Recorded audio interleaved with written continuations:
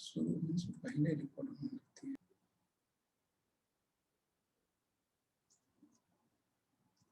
ठीक है, सीसेट पे हम लोग कुछ आज बात करेंगे, कुछ कल बात करेंगे, और फिर जब पेपर आएगा तो, क्योंकि अभी एमपी का पेपर है तो इसलिए थोड़ी सी बात जरूरी है, 2 दिन हम लोग कर लेते हैं बाकी क्लासेस को रोक के, है ना।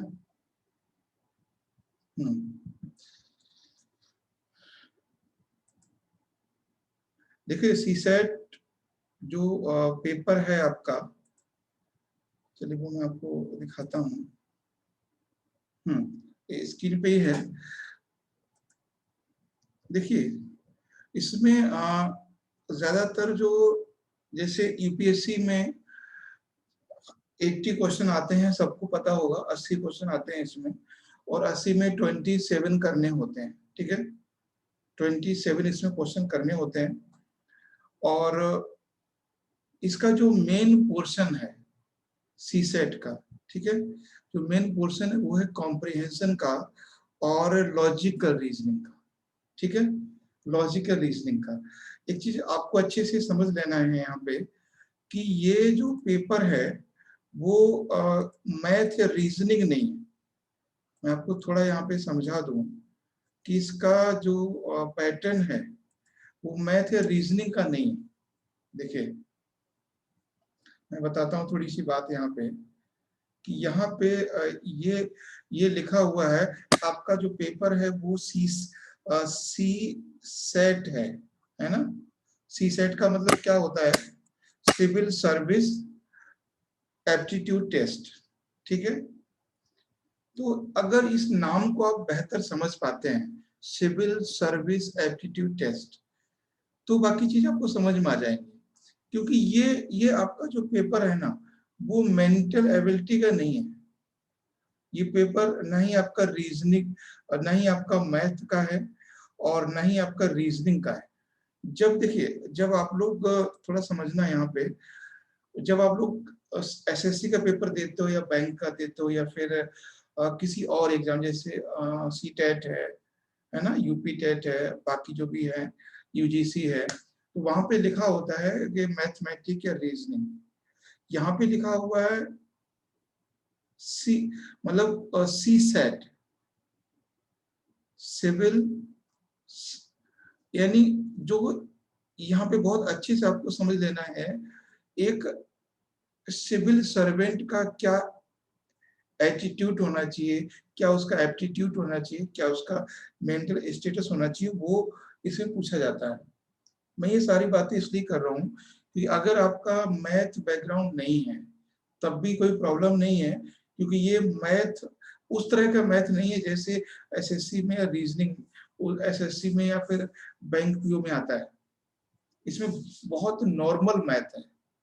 अगर मान लीजिए 80 क्वेश्चन में अगर इसमें ठीक है, अगर इसमें 80 क्वेश्चन में अगर आप लोग 80 क्वेश्चन में सिर्फ आपको 27 क्वेश्चन करना है, और जैसे स्टेट है, यूपीपीसीएस है और एमपीपीसीएस है, वहां पे मतलब 33% करने। अगर 100 है तो 33 क्वेश्चन, 80 है तो 26 कुछ पॉइंट आते हैं। तो इसमें मैं आपको बताता हूँ, कल भी वैसे जैसे बात हुई थी हमारी,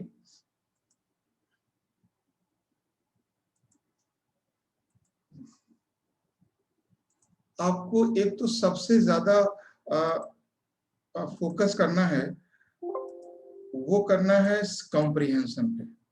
ठीक है, मैं स्क्रीन पे लेके चलता हूँ आपको। सबसे ज्यादा आपको फोकस करना है कॉम्प्रिहेंशन। ठीक है, हो सकता है कि कॉम्प्रिहेंशन से आपको, मैंने एक बार इसमें पेपर में क्या देखा था कि 42 क्वेश्चन जो थे वो सिर्फ कॉम्प्रिहेंशन से थे। 42 क्वेश्चन, आप समझ रहे हैं, 42 क्वेश्चन इन 80 क्वेश्चन।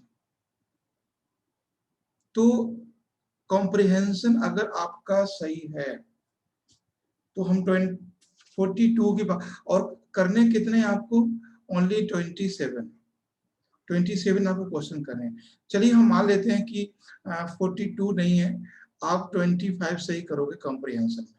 ठीक है, तो आप 5 क्वेश्चन और भी तो कर सकते हो कहीं से, 30 क्वेश्चन आराम से हो जाएंगे आपके। 5 नहीं 10 भी कर सकते हो। तो मान के चलो कि अगर आप सिर्फ कॉम्प्रिहेंशन पर काम करते हैं तो 25 + 10 ये चाहिए, ठीक है। तो हमने जिस साल ये नंबर क्वेश्चन देखे थे, एक बार मैंने काउंट किए थे सीसेट में, तो उसमें 42 क्वेश्चन सिर्फ कॉम्प्रिहेंशन थे। हम मान लेते हैं कि इस बार 30 होंगे, है ना, 30 में 25 आपके सही होंगे, तो 10 और आपको चाहिए, फिर आपके 35 हो जाएंगे। आपको चाहिए कितने? 27। तो मेरा मतलब है कि अगर आप बहुत अच्छे से कॉम्प्रिहेंशन करते हैं तो काफी कुछ आपके हाथ में होगा।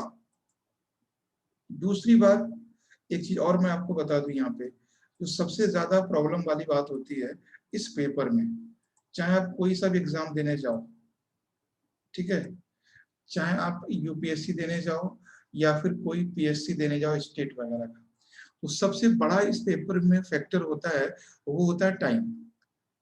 सबसे बड़ा फैक्टर होता है टाइम। टाइम इसमें आपको बहुत कम मिलता है। कि आपको कभी कभी क्या होता है कि जो कॉम्प्रिहेंशन है, यहाँ आप मतलब आपको आधा मिनट में कॉम्प्रिहेंशन भी करना होगा, एक ऐसा टाइम आएगा, और आपको आधे मिनट में ही आपको आंसर भी देने होंगे। और वो जो कॉम्प्रिहेंशन है ना, वो बड़ा ही खतरनाक होता है। तो सबसे पहले तो आपको टाइम पे बहुत ज्यादा फोकस करना है। अच्छा, टाइम पे फोकस करने का क्या मतलब है, बता सकते हैं? टाइम का मतलब क्या है? टाइम को कैसे सही करोगे आप? देखिए, कोई भी कॉम्प्रिहेंशन होता है तो ऐसा नहीं है कि कुछ लिखा हुआ है यहाँ पर और आपको उसके पढ़ने के बाद उसको क्वेश्चन करना है, ठीक है। तो ऐसा नहीं है, आप उसको लिखे हुए में से क्वेश्चन नहीं दे सकते। अगर कोई मैटर रिटन में आपको दिया हुआ है, उसी में से क्वेश्चन आपको निकालने हैं, तो ऐसा नहीं है कि आप नहीं लिख पाएंगे। देखिए, प्रॉब्लम क्या होती है कि आपको एक पैराग्राफ जो है, ये पैराग्राफ आपको टाइम लगता है मान लीजिए 5 मिनट पढ़ने में, और आपको एग्जाम देता है 20 सेकंड पढ़ने में। 20 सेकंड, 20 सेकंड में आप पढ़ना है इसको। तो क्या करना है, टाइम की बात आती है तो सबसे पहले एक बात ध्यान रखना है, टाइम को लेके आपको फास्ट अपनी रीडिंग करना है। फास्ट रीडिंग बहुत जरूरी है, ये फास्ट रीडिंग। जब तक आप बहुत तेजी से पढ़ना नहीं सीखोगे, नहीं समझ में आएगा, ठीक है। फास्ट रीडिंग, चाहे आप स्टेट पीएससी में जाएंगे चाहे कहीं भी जाएंगे, आपको लगता होगा अरे 80 क्वेश्चन है तो 30 क्वेश्चन ही तो करने हैं, 27 ही तो करने हैं, क्या प्रॉब्लम है? टाइम बहुत होता है। 27 या 33 या 35 करना ही मुश्किल हो जाता है, क्योंकि वहां आपको कॉम्प्रिहेंशन बड़े लगते हैं, रीजनिंग आपको टफ लगती है, और मैथ आपको आता नहीं है। समझ रहे मेरे बात?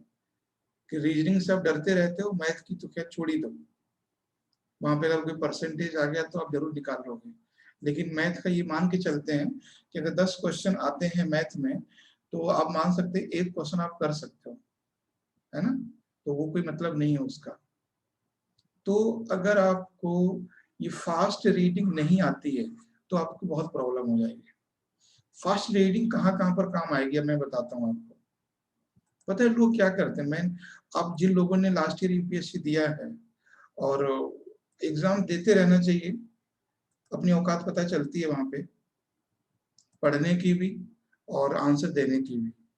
वहां पे आपको सबसे पहली बात है, एक सबसे मेन प्रॉब्लम आपको वहां फेस होगी। एक तो कॉम्प्रिहेंशन में एक क्वेश्चन होता है लॉजिकल रीजनिंग वाला, उसमें भी आपको फास्ट पढ़ने की जरूरत है। मैं कुछ क्वेश्चन दिखाता हूँ आपको, कहाँ पर जरूरत पड़ेगी आपको फास्ट पढ़ने की। मैं सीसेट का पेपर ही लेता हूँ, ठीक है। जैसे ये, एक तो आपको ये पता है कि सामने हमारे कॉम्प्रिहेंशन है, इसमें आपको फास्ट पढ़ने की जरूरत है, ठीक है। और उसके बाद मैं कुछ क्वेश्चन दिखाता हूँ जो लॉजिकल रीजनिंग के होते हैं। ये तो खैर मैथ है, इसको छोड़ दीजिए।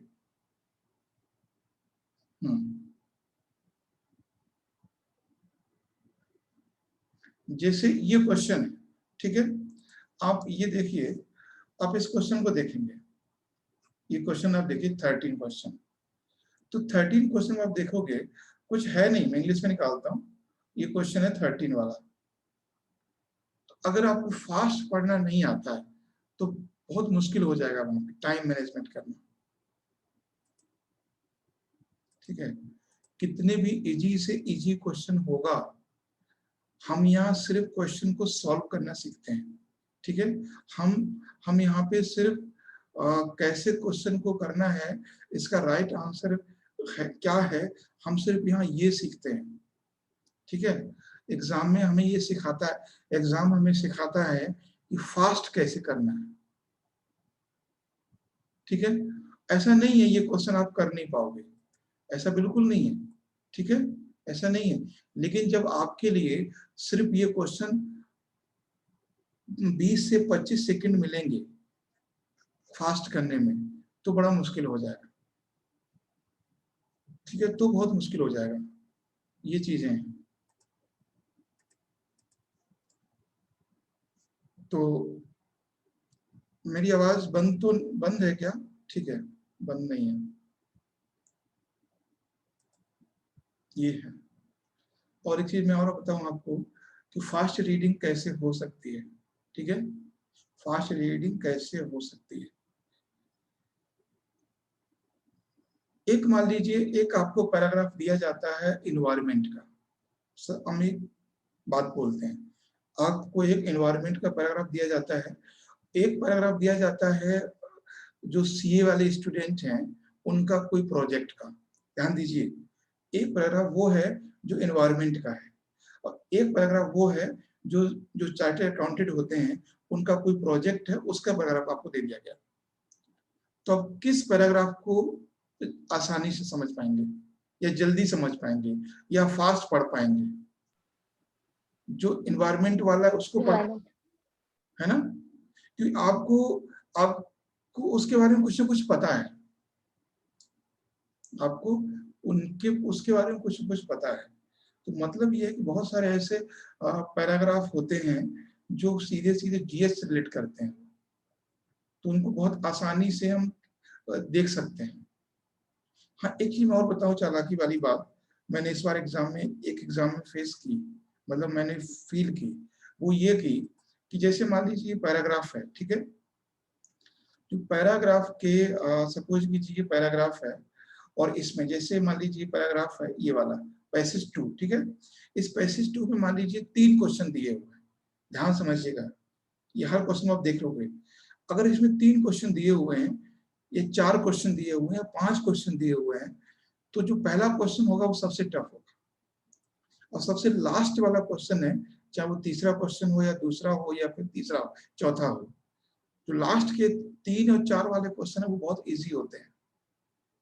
तो कभी आप ये वाला क्वेश्चन देख के घबराइए मत, ये वाला पहला वाला क्वेश्चन देख के कभी आपको परेशान नहीं होना है, क्योंकि जो बाद के वाले क्वेश्चन है वो बहुत इजी होते हैं। आप इस चीज आप देखना, जब सी सेट के बगैर आप करोगे तो आप देखना ये चीज आपको फील होगी कि जो क्वेश्चन फर्स्ट दिया हुआ है वो टफ है, और जो थर्ड या सेकंड या फोर्थ है वो बहुत इजी होता है। तो आप क्या करते हो, फर्स्ट क्वेश्चन को देख के उसको छोड़ देते हो, है ना, उससे उससे आप लोग वॉकआउट कर जाते हो कि नहीं इसको नहीं करना है, ये बहुत टफ है। और वहीं आप देखोगे हो सकता है तीसरा वाला जो क्वेश्चन है वहां पे सिर्फ इतना लिखा हुआ है, what is the title of this passage, इस पैसेज का क्या टाइटल हो सकता है, या बहुत इजी कोई चीज मिल सकती है वहां पे आपको, बहुत इजी, ठीक है। तो इसलिए आप जितने भी क्वेश्चन है, अगर मान लीजिए इस पैराग्राफ पे इस पैराग्राफ में जो भी क्वेश्चन है वो बहुत टफ आपको लग रहा है, जैसे मान लीजिए तो 22, 23 दो क्वेश्चन है मान लीजिए, हो सकता है आपको 22 नहीं पता है लेकिन 23 आपको पता होगा। तो कभी आप ये मत सोचिए कि आप दोनों क्वेश्चन छोड़ रहे हैं, यहाँ पे अगर आप कंफ्यूज हो रहे हैं, ठीक है, यहाँ पे कंफ्यूज हो रहे हैं तो कोई बात नहीं, इसको छोड़ दीजिए, मगर इस पे ट्राई जरूर कीजिए इस क्वेश्चन पे, क्योंकि आपको कैसे भी करके 33% लाना है, कैसे भी करके आपको 33% लाना है, ठीक। तो ये बात हो गई आपकी कॉम्प्रिहेंशन की।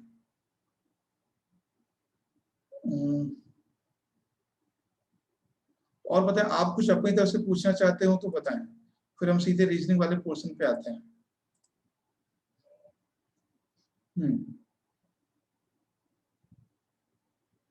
इसमें जितने भी पैराग्राफ होते हैं, इसमें आपको जो इस पैराग्राफ में दिया हुआ है सिर्फ वही आपको सही मानना है, बस वही आपको सही मानना है, इसके अलावा कुछ नहीं मानना है सही,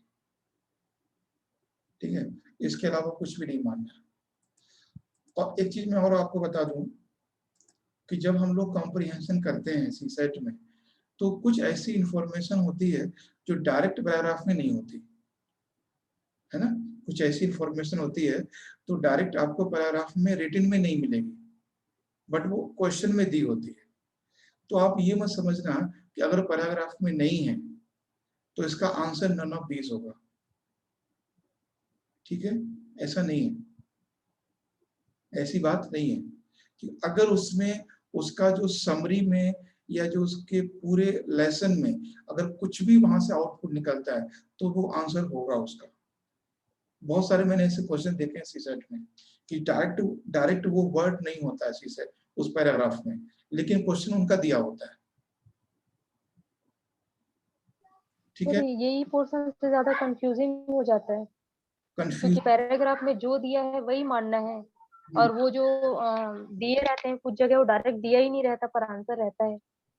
हाँ, उदाहरण दिया रहता है लेकिन आपको, लेकिन वो रिलेट वहीं से करेगा, रिलेट वहीं से करेगा, ठीक है ना, रिलेट वहां से वहीं से करेगा। मान लीजिए कि अगर एक एग्जांपल हम देते हैं, मान लीजिए किसी पैराग्राफ में ऑर्गेनिक फर्टिलाइजर पे बात हो रही है, ठीक है, और ऑर्गेनिक फर्टिलाइजर पे बात हो रही है, तो केमिकल फर्टिलाइजर पे बात नहीं हो रही है, ठीक है, ये बात मान लेते हैं। लेकिन क्वेश्चन ये भी बनाएगा कि what is the alternate of organic, यानी जो ऑर्गेनिक फर्टिलाइजर है, ठीक है, जो बायो फर्टिलाइजर है वो किसका अल्टरनेट है। तो आपको ये तो बताना है कि केमिकल फर्टिलाइजर का अल्टरनेट है, भले केमिकल फर्टिलाइजर उसमें यूज नहीं हुआ है,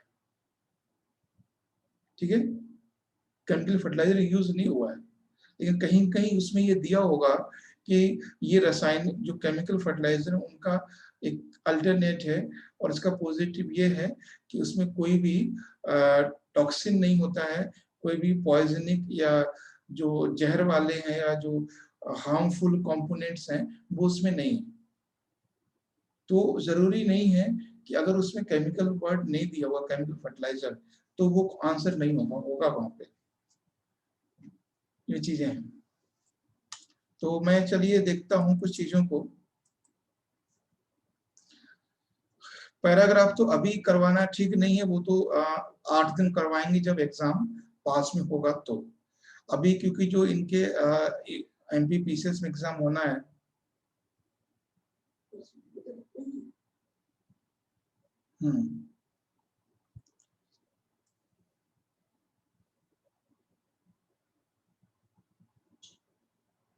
जैसे चलिए ये तो खैर क्वेश्चन है, और ऐसा कोई क्वेश्चन इसमें दिख नहीं रहा है मुझे जो रीजनिंग का हो, और फिर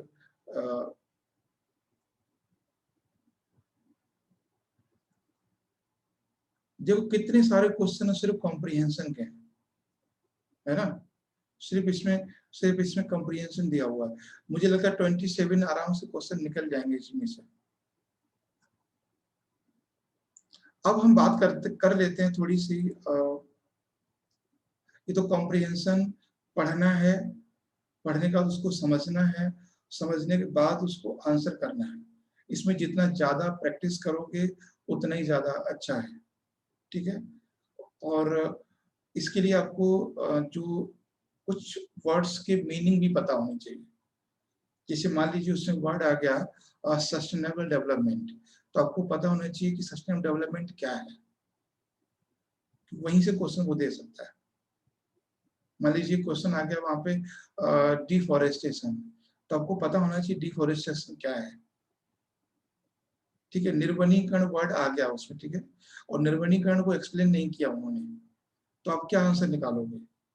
तो कॉम्प्रिहेंशन सिर्फ जो लिखा है वो नहीं है, उनका जो जो उसमें वर्ड है, वो वर्ड्स दिए हुए हैं, उनको भी आपको समझना पड़ेगा, तब जाके कर पाएंगे आप।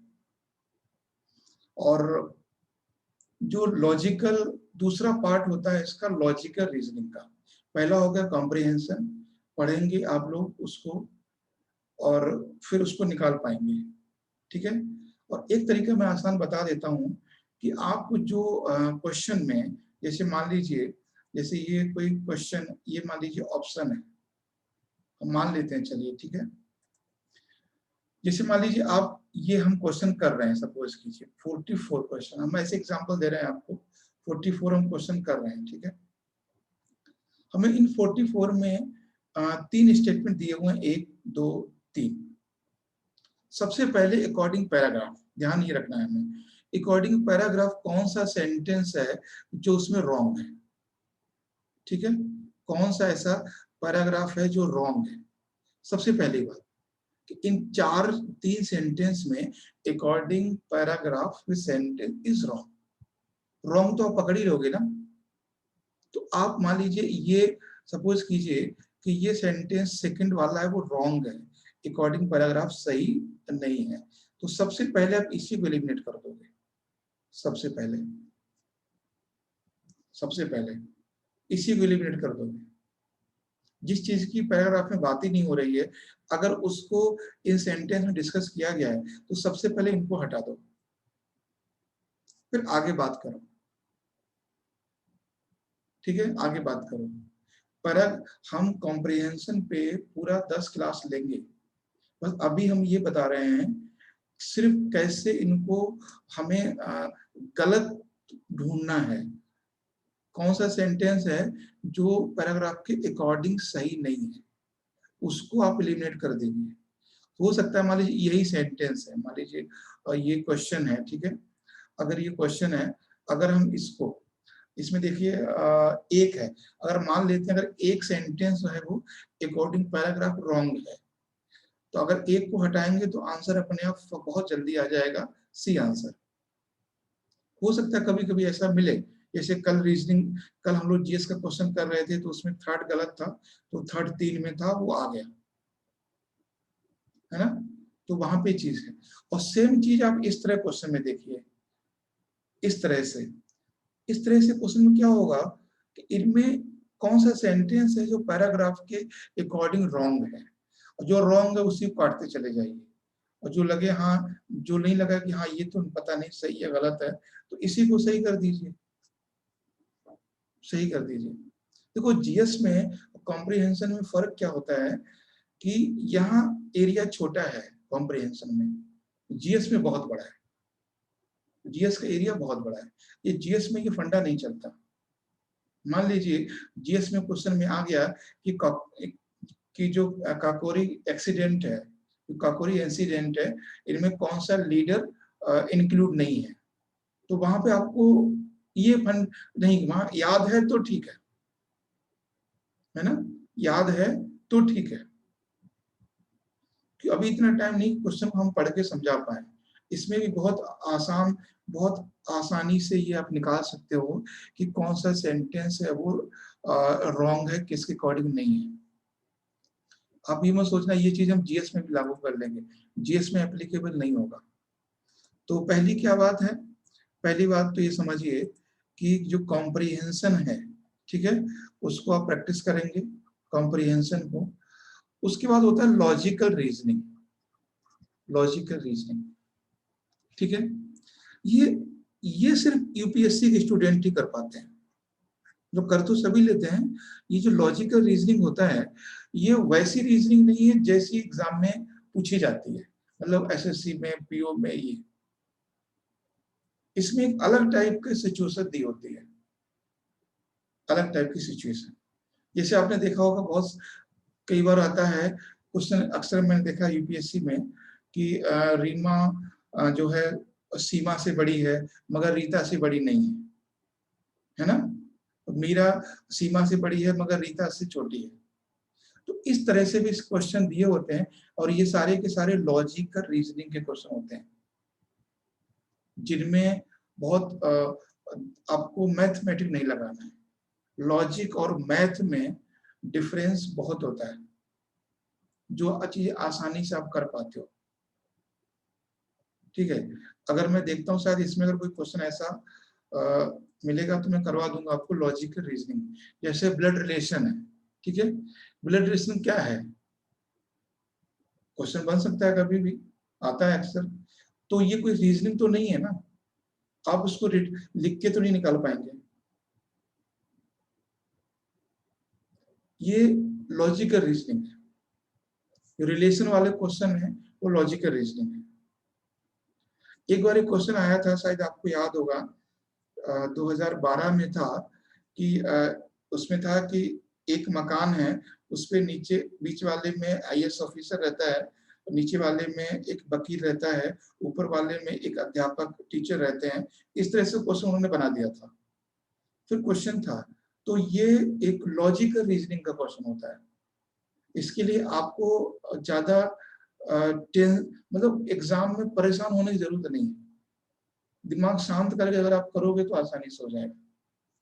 जो लॉजिकल रीजनिंग के क्वेश्चन है, तो मैं ये इसलिए बता रहा हूँ कि मान के चलता हूँ कि मैथ आपको नहीं आता, तो कॉम्प्रिहेंशन में हम 20 क्वेश्चन मान के चलते हैं और 10 क्वेश्चन मान के चलते हैं।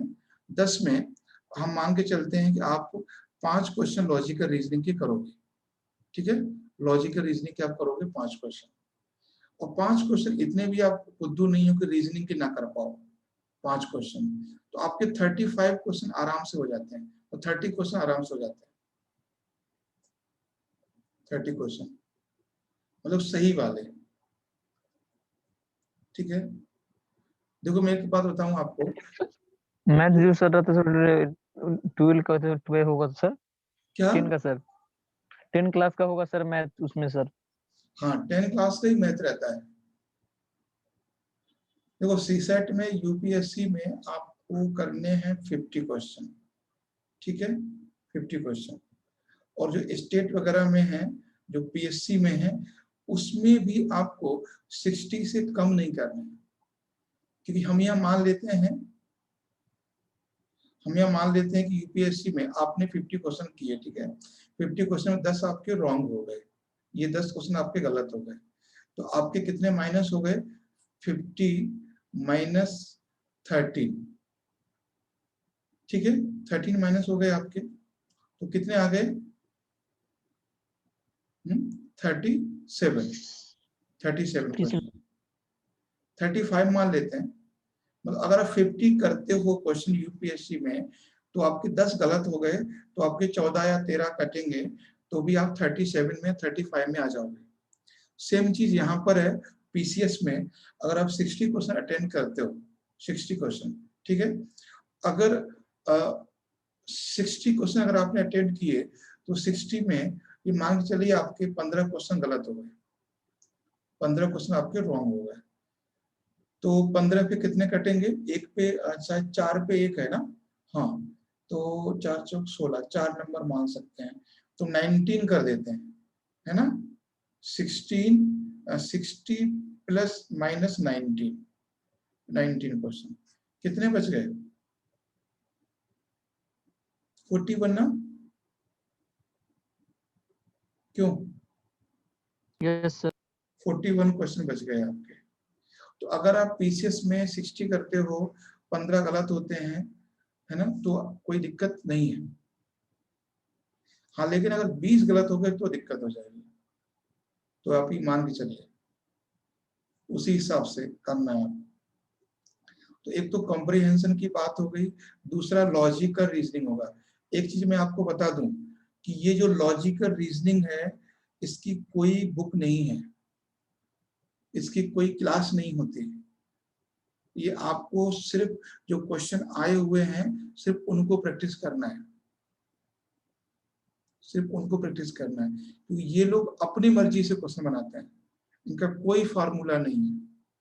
बस ये है कि जो जो लॉजिकल रीजनिंग वाले में बताया जा रहा है, उसको सीधा सीधा नोट डाउन करते जाइए, ठीक है। मान लीजिए सीमा, जो सीमा है वो मीरा से बड़ी है, मगर रीता से बड़ी नहीं है। समझ गई मेरी बात, सीमा जो है वो मीरा से बड़ी है लेकिन रीता से बड़ी नहीं है, तो ये बन गया फिगर। ठीक है, ये चीज समझ में आ गई आपको। फिर आ गया उसमें मोहन, मोहन मीरा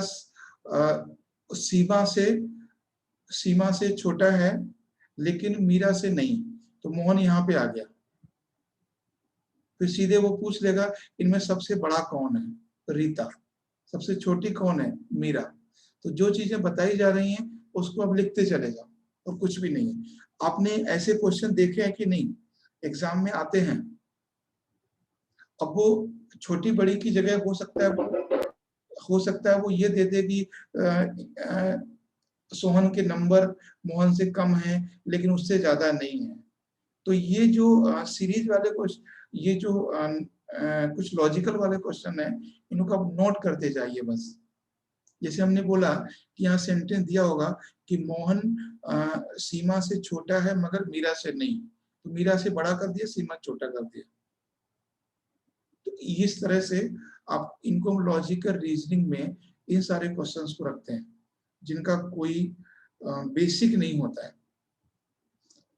तो एक तो कंप्रीहेंशन हो गया, दूसरा लॉजिकल रीजनिंग हो गया, और तीसरा आता है इसमें नॉन वर्बल रीजनिंग।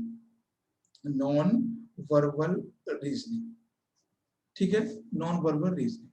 देखो रीजनिंग आपको पता है कि रीजनिंग जो है वो दो पार्ट में होती है, वर्बल रीजनिंग और नॉन वर्बल रीजनिंग। ठीक है, नॉन वर्बल।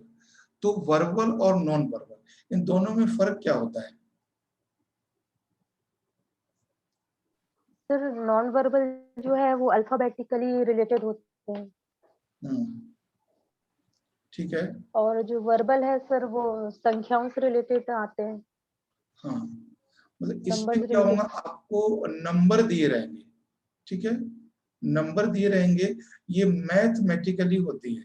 और नॉन वर्बल में आपको लेटर दिए रहेंगे। ठीक है, ए बी सी, आपको फिगर दिए रहेंगे इस तरह से, आपको फिगर दिए रहेंगे इस तरह से। जो नॉन वर्बल है उसमें ए बी सी डी और फिगर रहेगा, और वर्बल वाली में नंबर रहेंगे और मैथमेटिकली क्वेश्चन रहेंगे।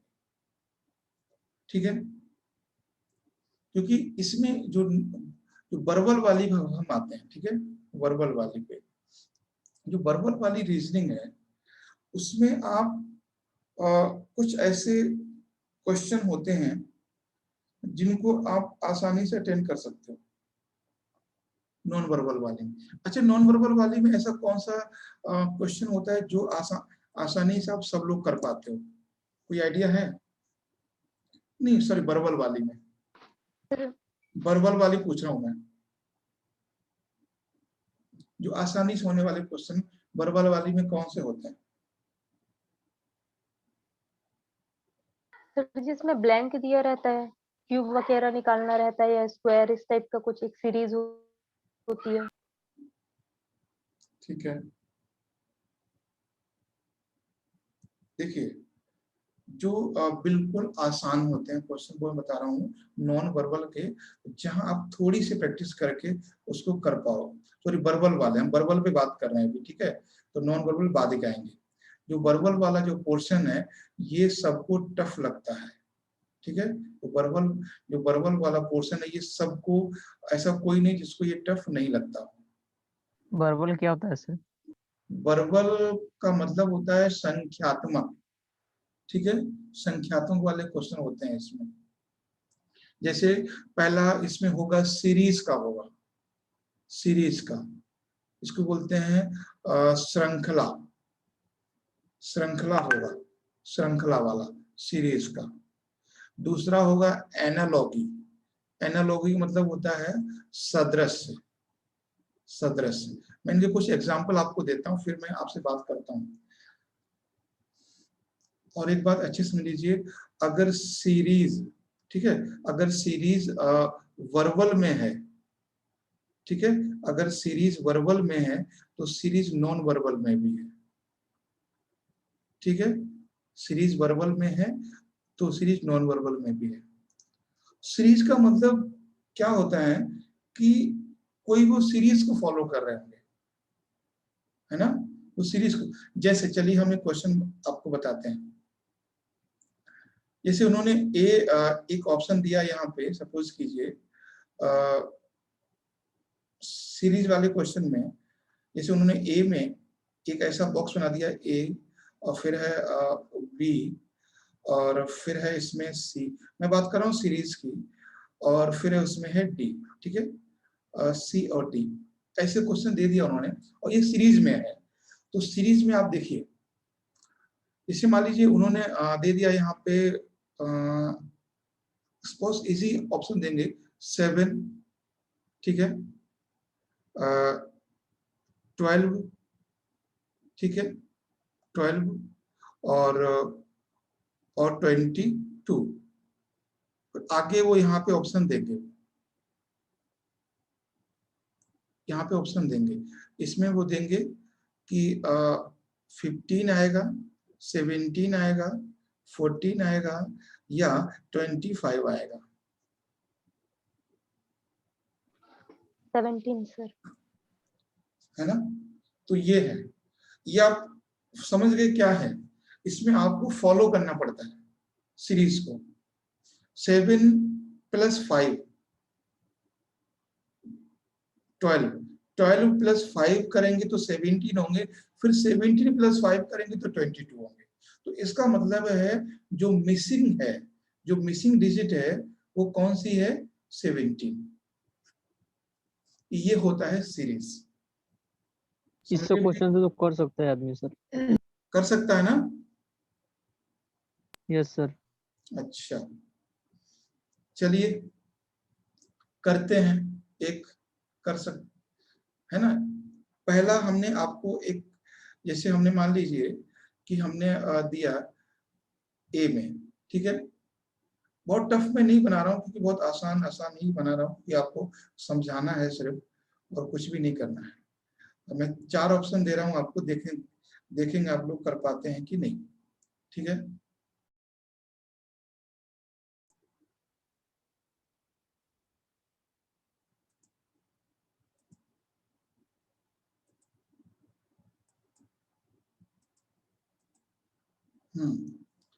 देखिए बस एक क्वेश्चन मैं और आपको दूंगा इसमें सीरीज में, मतलब कैसे क्या है।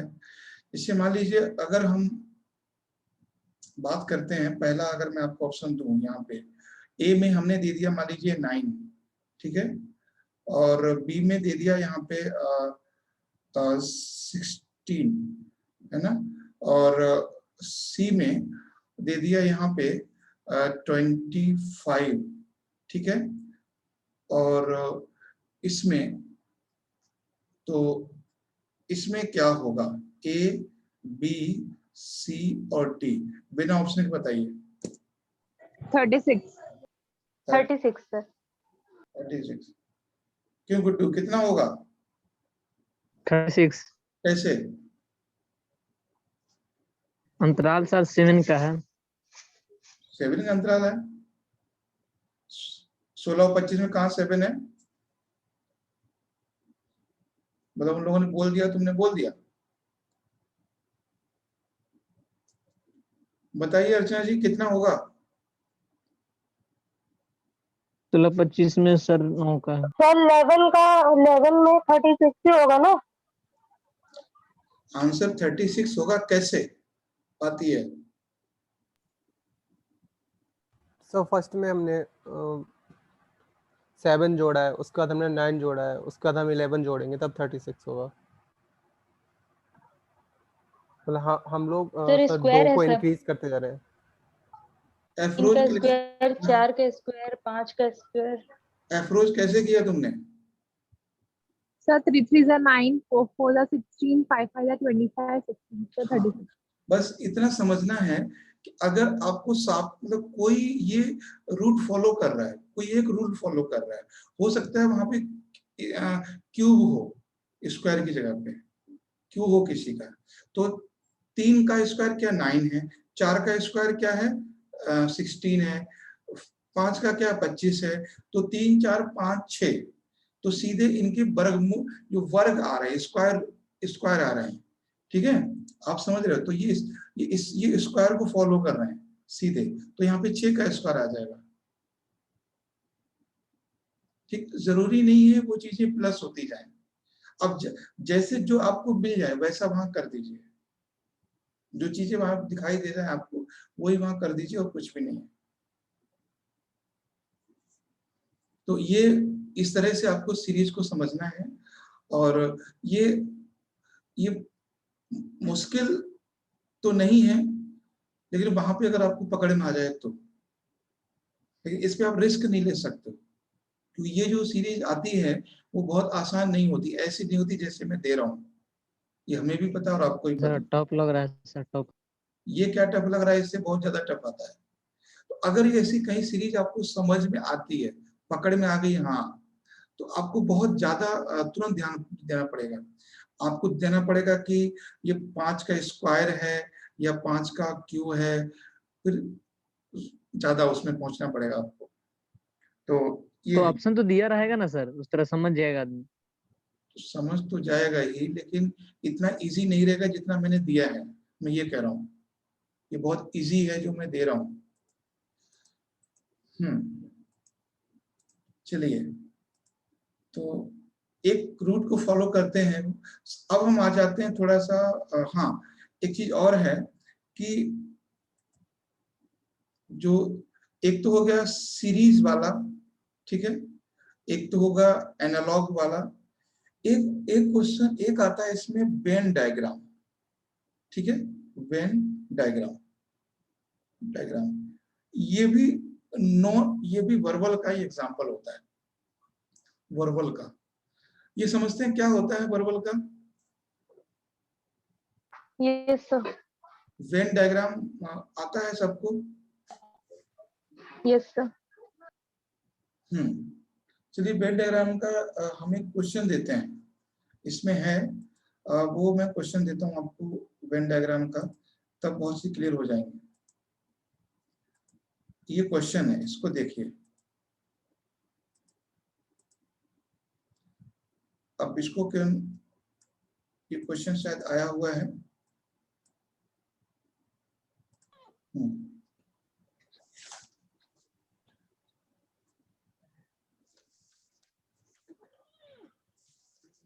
करिए, बताए फटाफट क्या होगा इसका राइट आंसर।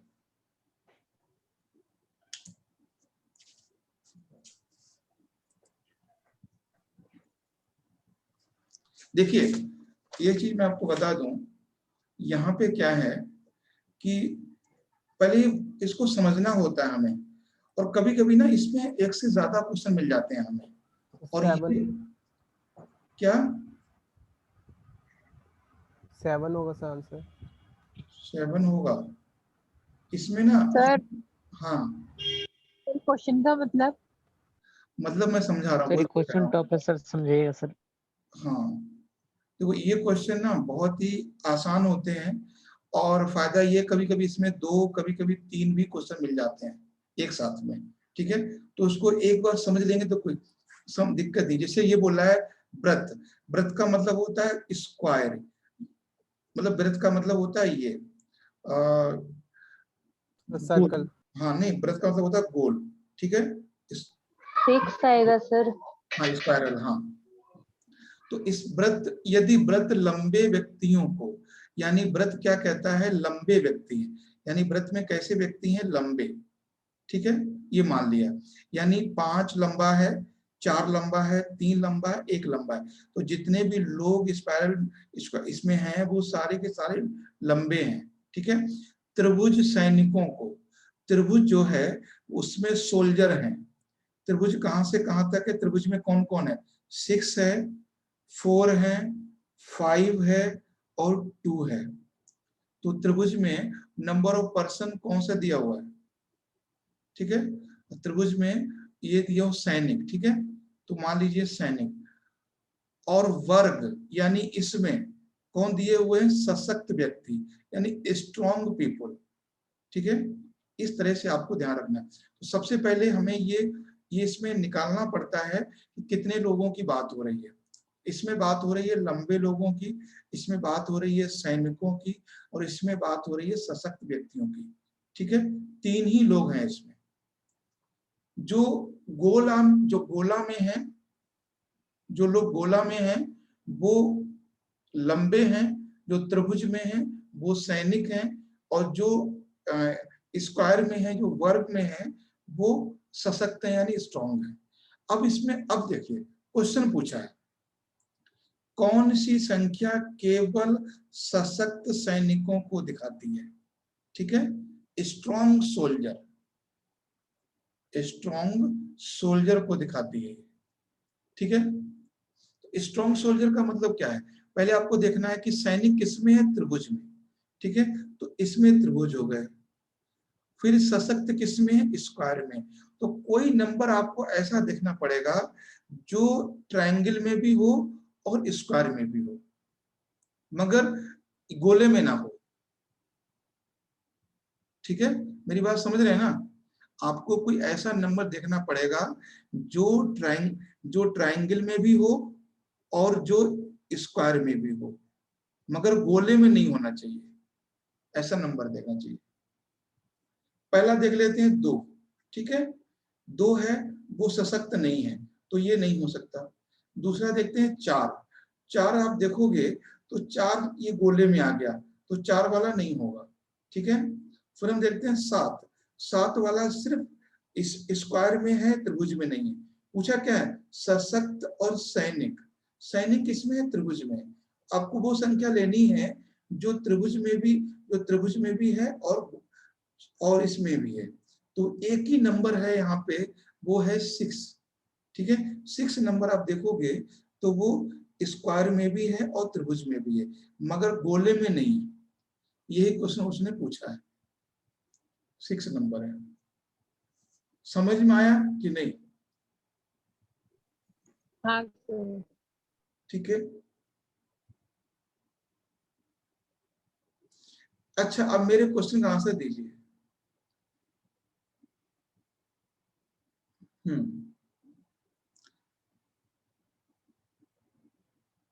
ऐसे कितने लंबे हैं जो सशक्त हैं मगर सैनिक नहीं है?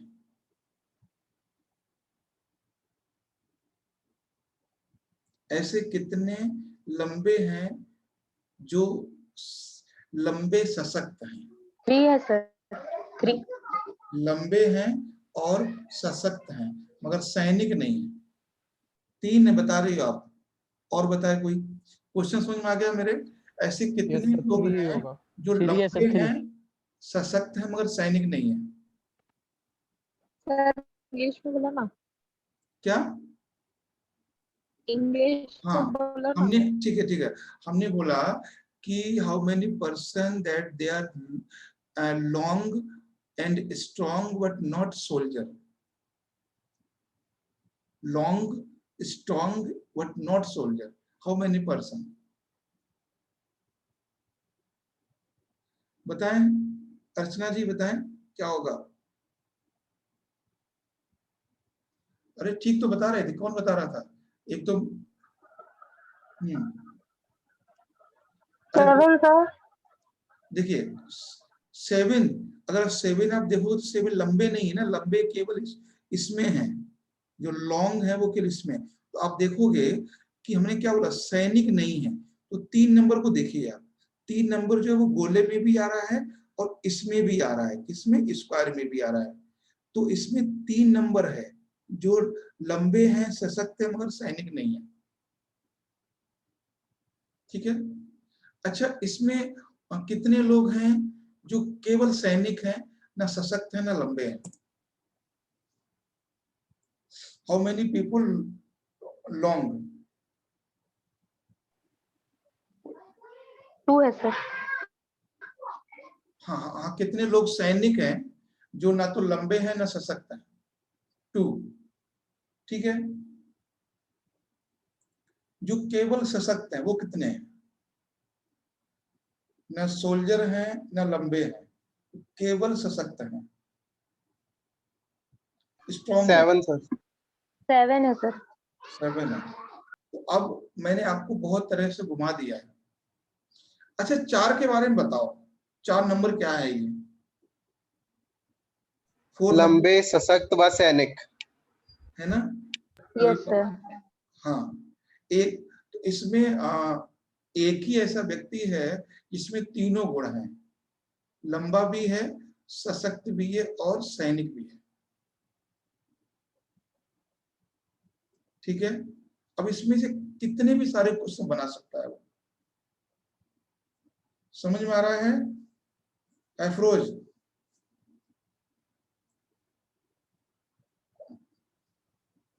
देखो इसमें कुछ भी नहीं है, और ऐसा क्वेश्चन एक जरूर बनाता है, बहुत मैं इसलिए ज्यादा फोकस कर रहा हूँ ऐसे क्वेश्चन पे, क्योंकि उसमें एक से ज्यादा क्वेश्चन होते हैं, कभी कभी 3 क्वेश्चन निकल आते हैं इसमें।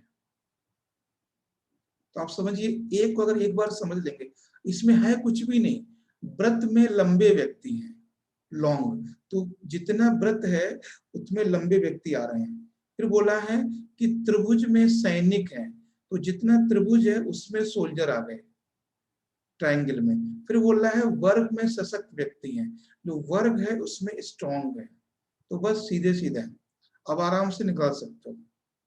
अच्छा, 1 नंबर किसको इंडिकेट करता है? सिंगल 1 सर केवल लंबे व्यक्ति। है ना, केवल लंबे व्यक्ति हैं इसमें।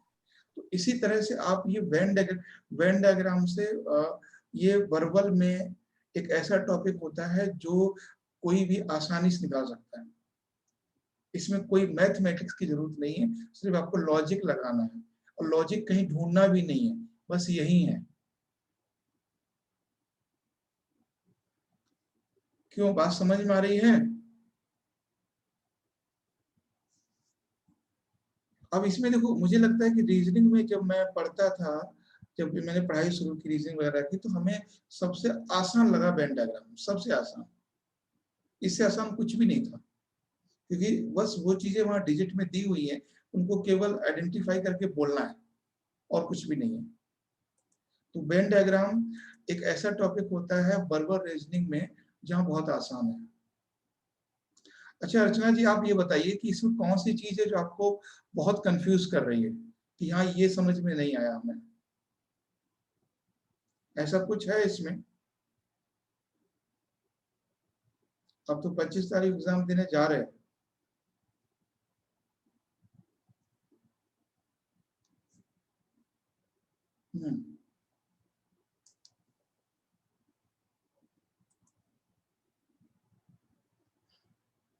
ठीक है, तो चलिए, तो ये आप,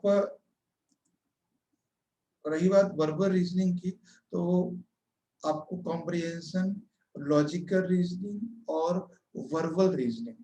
वर्बल रीजनिंग में सीरीज मतलब श्रृंखला, एनालॉगी मतलब सादृश्य, और वर्बल में एक चीज और आती है जो आप बहुत आसानी से कर पाते हो, पता है क्या? Blood relation. जो ब्लड रिलेशन है वो भी वर्बल में ही आते हैं, ब्लड रिलेशन वाले क्वेश्चन भी वर्बल में आते हैं। और ब्लड रिलेशन में अब क्या है कि बहुत कुछ आसान हो जाता है। एक क्वेश्चन था, मैंने देखा था, एक पेपर मुझे मिल नहीं रहा, अभी पेपर आया था एग्जाम में, तो पता नहीं कहाँ पर है वो। तो सबसे ज्यादा आसान होते हैं क्वेश्चन आपके लिए रीजनिंग में, वर्बल रीजनिंग में, ब्लड रिलेशन वाले और वेन डायग्राम वाले। ब्लड रिलेशन वालों को करना क्या है, आपको आप अपने नहीं रिलेटिव बनते में, सर, हाँ? ब्लड रिलेशन के काफी नहीं बन पाते सर, इसलिए मैं मैक्सिमम टाइम उसको छोड़ देती हूँ। जो एक बार में बन जाता है वो तो बन जाता है, लेकिन थोड़ा कॉम्प्लिकेटेड हुआ ना तो वो नहीं बन पाता है।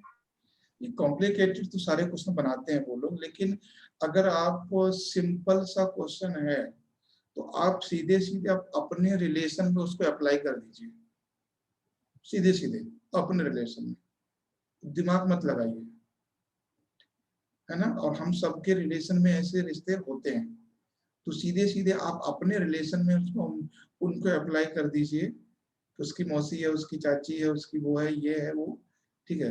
हाँ, जो बहुत टफ क्वेश्चन होते हैं, मैं वही कल एक क्वेश्चन आया था अभी एग्जाम में, तो मैं आपको बताऊंगा कि वो कितना अच्छा क्वेश्चन था। उस और टॉप लगता है सर, नानी का, फूआ का, मौसी का। क्या टफ लगता है? मौसी का उसमें क्या टफ लगता है बताइए, है ना? तब तो क्वेश्चन और घुमा का सर देता है सर, बहुत ज्यादा। अच्छा घुमा देता है। चलिए मैं एक देखता हूँ अगर क्वेश्चन, नहीं अगर वो क्वेश्चन आप कर लेते तो आपको संतुष्टि बहुत होती है, क्योंकि वो क्वेश्चन ऐसे होते हैं ज्यादातर लोग छोड़ देते हैं, और आप भी उन क्वेश्चंस को पहली बार में छोड़ ही देंगे, ठीक है। तो पहली बार आप करोगे ना, तो पहली बार में आप छोड़ ही देंगे उनको। मैं देखता हूँ अगर मिल जाता है तो पहले साल मैं भी छोड़ देता था, बट मैं अब क्या करता हूँ, जैसे जैसे क्वेश्चन बोलता जाता है मैं उसको डोनेट करता जाता हूँ, उस पर लिख देता हूँ भाई बहन माता पिता, लिखते हुए जाता हूँ एरो लगा के बस। हाँ, तो वही मैं कह रहा हूँ, आपको उनको अपने अपने रिलेशन में उनको अप्लाई कर देना है सीधे सीधे। हाँ, कुछ क्वेश्चन ऐसे आएंगे आपको जो आपको परेशान करेंगे, कुछ क्वेश्चन ऐसे होंगे, तो वो खैर कोई बात नहीं है, वो तो परेशान करेंगे, उसमें कोई दिक्कत नहीं है। कुछ क्वेश्चन आएंगे लेकिन आप उनको भी करने की कोशिश कीजिए। तो तभी तो मैं कहता हूँ कि ये जो पेपर है वो सिर्फ आपके नॉलेज का पेपर नहीं है। जैसे जो, और मुझे ये भी पता है आप जो ग्रेजुएशन वाले क्वेश्चन छोड़ते हो तो क्यों छोड़ते हो, है ना? उनका सीधा क्या रीजन होता है मालूम है? सर टाइम ज्यादा लेते हैं कभी कभी। टाइम ज्यादा लेते हैं। आगे आपके बात सामने, टाइम ज्यादा लेते हैं, ठीक है। जैसे मैं आपको एक पेपर दिखाता हूँ स्क्रीन पे, और चलो पेपर मुझे मिल गया, मैं वही देख रहा था। अब देखो वही चीज आपके सामने आ गई, आपने बोला कि टाइम ज्यादा लेते हैं, तो इसका मतलब है आपका जो प्रैक्टिस है वो फास्ट नहीं है। आपको पता है वो क्वेश्चन आप घर पे कर लोगे, लेकिन वहां आपसे नहीं हो रहा है, वहां वो क्वेश्चन आपसे नहीं हो रहा है। देखिए ये क्वेश्चन आया हुआ है अभी एग्जाम में, बताए, ये है, ये वेन डायग्राम का क्वेश्चन है, वेन डायग्राम का क्वेश्चन है। दी गई आकृति में 3 प्रच्छेद वृत्त हैं, मतलब 3 राउंड हैं, फिगर हैं, जिनमें से प्रत्येक एक निश्चित वर्ग के लोग को प्रतिनिधित्व करता है। निम्नलिखित में से क्वेश्चन क्या पूछा है, ये तो समझ में आ रहा है ना? क्वेश्चन क्या पूछा है, ये गलत है आंसर, ठीक है, इस पे मत जाना। कौन फ्रांसीसी को दर्शाता है जो नर्तक है लेकिन अभिनेता नहीं, बताइए। जो नर्तक हैं मगर, पहली बात तो ये देखना है फ्रांसीसी कौन है। सर आर चार है। हाँ, फ्रांसीसी आर कौन है? आर है सर। ये है, ठीक है। नर्तक कौन है? ये है। अभिनेता कौन है? ये है। तो आप देखोगे कौन फ्रांसीसी को दर्शाता है जो नर्तक है, यानी जो डांसर है लेकिन अभिनेता नहीं है, तो मतलब सीधे सीधे है अभिनेता वाला ये पोर्शन है, इसको आप हटा दीजिए, ठीक है। तो ये है नर्तक और ये है फ्रांसीसी, तो आर वाला हो जाएगा, है ना? तो कोई ऐसा टफ नहीं है ये, और खैर तो खैर उस समय पता चलेगा। और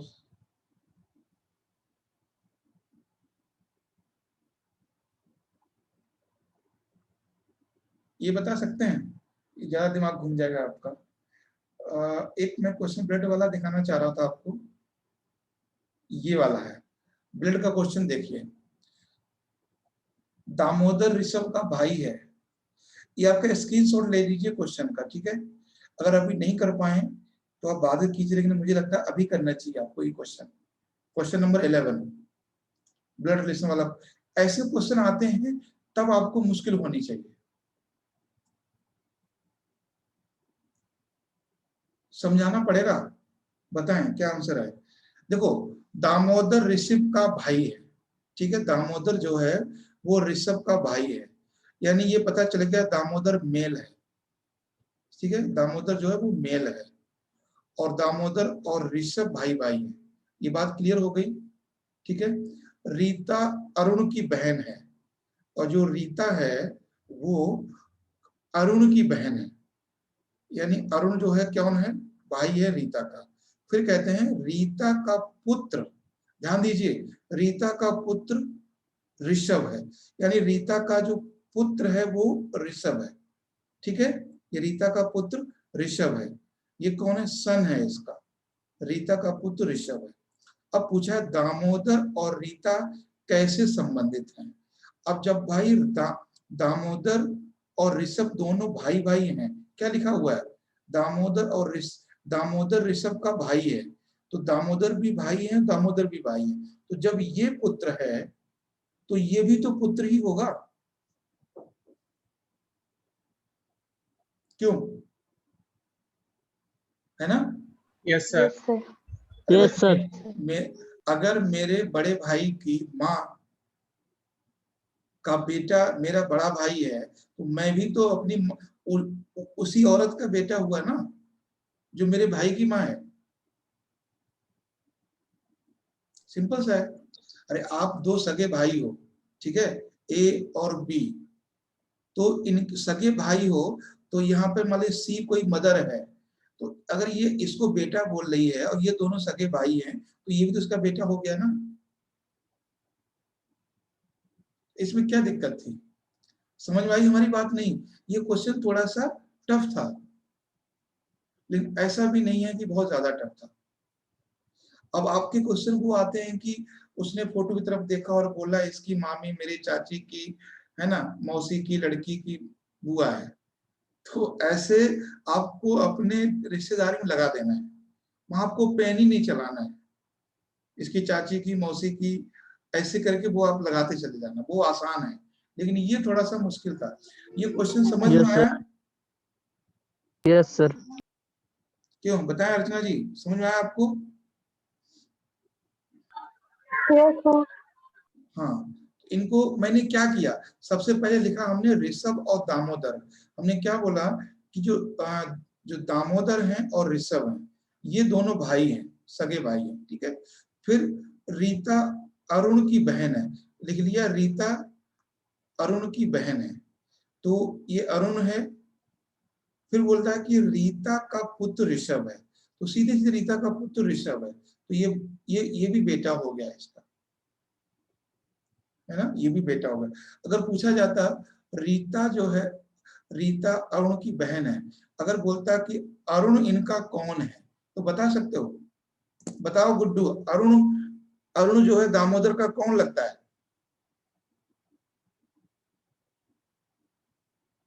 सर बहन होगा सर। हैं?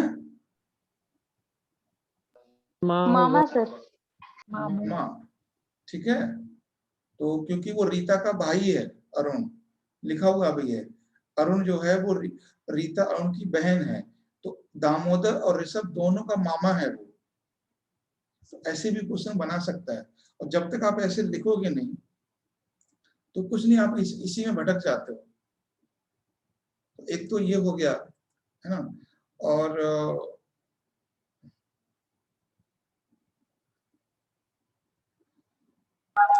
सर उसके बाद वाला जो था नंबर वाला बताइए। ये ये तो ये तो आपको देखना पड़ेगा कि इसमें सीरीज में +18 है सर, उसमें +18 की सीरीज है सर, 18 प्लस हुआ है सर सब में। अच्छा, इसमें हम क्या करना चाहिए, इसमें हमें क्या करना चाहिए, जैसे मान लीजिए ये है, इसका डिफरेंस निकाल लेते हैं सबसे पहले। 18 है ना, कितना, 18, यस ठीक है, यस सर। यस सर 18 है। यहाँ पे देखिएगा, यहाँ पर भी 18 होगा, तो इसका मतलब है कि 18, इसमें कैसे 18 हो जाएगा फिर, इसका आंसर तो ये दिया हुआ है है सर, ना, डिफरेंस है ना सर, तो 1094 में +18 करेंगे। हाँ, तो ये मैंने क्या बोला, ये कुछ क्वेश्चन है जो आप इन्हें छोड़ भी सकते हो, कोई प्रॉब्लम नहीं है, क्योंकि वहां इतना टाइम नहीं होता है कि आप इनको आसानी से आप एक बार आप ट्राई करोगे कि इसमें डिफरेंस ये निकल रहा है, अगर उसमें डिफरेंस उतना ही निकल रहा है। अच्छा ठीक है, अगर इसमें बात कर रहे हैं हम लोग, कितना बताया आपने, 18? तीनों में नहीं है सर, ओके ठीक है, 18 सर, तीनों में वही डिफरेंस निकल रहा है सर। ठीक है, तो 18 प्लस कर देंगे इसमें तो आ जाएगा, तो ठीक है, कोई दिक्कत नहीं है। और फिर इसमें अगर 18 प्लस करेंगे तो अगर ये आता है तो ठीक है, ये आता है ना, फिर 18 प्लस में हाँ आ जाएगा, तो ये यस सर आएगा। हाँ, तो 18 प्लस हो जाएगा इसमें, ये आंसर है। सर डिफरेंस का सर सर सर आपको देखो, वो डिफरेंस हो सकता है प्लस में हो सकता है माइनस में हो सकता है कभी स्क्वायर में हो, वो आपको पहली दो संख्याएं देखना पड़ेंगी, दो संख्या दिखना पड़ेंगी। इन्होंने यही तो किया होगा, इस वाली संख्या में से इसको घटा दिया होगा, तो देखा होगा 18 आया है, फिर उन्होंने देखा होगा अच्छा इसमें अगर प्लस करेंगे 18 तो कितना आता है, फिर उसमें 18 प्लस करेंगे तो क्या ये आ रहा है, बस इसमें जो 18 प्लस किया होगा तो ये डिजिट आ गई होगी, बस नंबर हो गया इसमें। तो अब जैसे ये क्वेश्चन था, कौन सा है जो अभिनेताओं, निर्देशकों और निर्माताओं के बीच को संबंध दर्शाता है, अभिनेता भी है, निर्देशक भी है, निर्माता भी है ना। तो मुझे लगता है कि जो अभिनेता, बहुत सारे लोग हैं, जैसे अपने यहाँ सलमान खान है ना, आमिर खान है, बहुत से लोग हैं, सन्नी देओल हैं, जो अभिनेता भी है, निर्देशक भी है, निर्माता भी है, तो वो तीनों तीनों एक साथ आ सकते हैं, ये आ सकता है सी वाला, तो ये है। तो वेन डायग्राम तो बहुत आसान होता है, उसमें कोई इश्यू नहीं है। और ये डिक्शनरी को क्वेश्चन फॉलो कर रहा था, डिक्शनरी को, ये आपको पेन लेके बैठना पड़ेगा।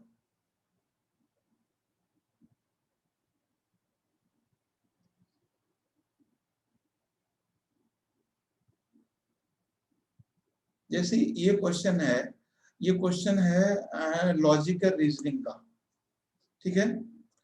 इस प्रश्न में दिया गया कथन जिसके दो निष्कर्ष हैं, कथन क्या कह रहा है वो देखिए, पिछले वर्षों में कई ऑनलाइन शिक्षा प्लेटफॉर्म स्थापित किए गए, पिछले कई वर्षों में कई ऑनलाइन प्लेटफॉर्म स्थापित किए गए, ठीक है।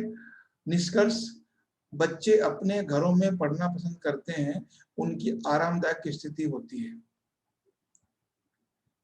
ऑनलाइन शिक्षा इन दिनों विकास पा रही है, ऑनलाइन शिक्षा इन दिनों विकास पा रही है। तो बताएं, एक और दोनों अनुसरण करते हैं क्या? ये क्वेश्चन बहुत ज्यादा मुश्किल है कि आपका गलत हो जाएगा, क्यों कि आपको ये लगेगा कि जो ऑनलाइन शिक्षा है वो कोविड की वजह से आई है, ठीक है, आपको ये लगेगा ये कोविड की वजह से आई है, तो आरामदायक स्थिति तो नहीं हो सकती। तो ऐसा है कि पिछले कुछ वर्षों से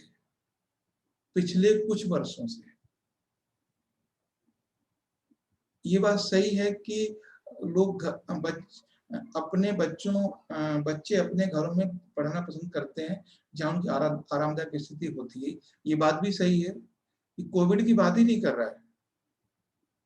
फिर ऑनलाइन शिक्षा यस सर, और सर स्कूल के बच्चों की जगह सर हो सकता है ऐसे स्टूडेंट भी हो जो कॉम्पिटिटिव एग्जाम की तैयारी कर रहे हैं, जो हाँ, बाहर जाके पढ़ने की जगह अपना पैसा बचा के घर में पढ़े, घर में उस पढ़े, पर्पज से हो सकता है, क्योंकि कोविड तो 1 ही साल हुआ है।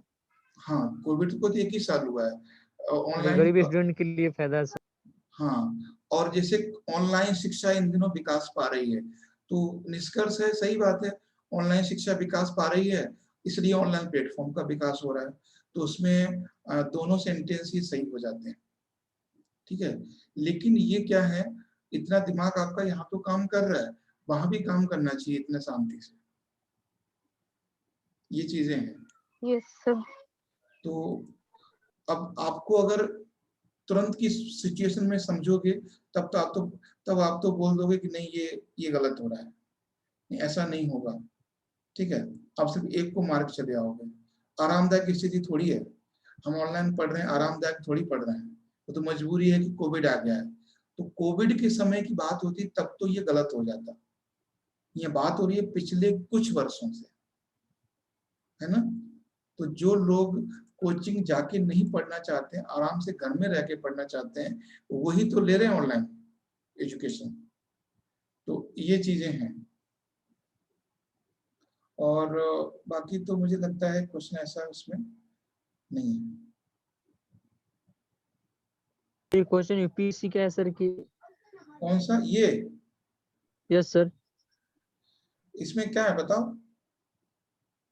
नो सर, पूछ रहे हैं। सर ये पूछ रहे हैं कि ये जो क्वेश्चंस हैं वो यूपीएससी के हैं या किसी और एग्जाम के हैं? किसी और एग्जाम के, यूपीएससी की नहीं है। रीजनिंग के हैं, ये लॉजिकल रीजनिंग क्वेश्चन है। ठीक है, ये चीजें हैं। अच्छा, ये जो क्वेश्चन है जो मैं आपके लिए लेकर आया था, वो ये था मेरी तरफ से। हमने मैं आपको दिखा दूं।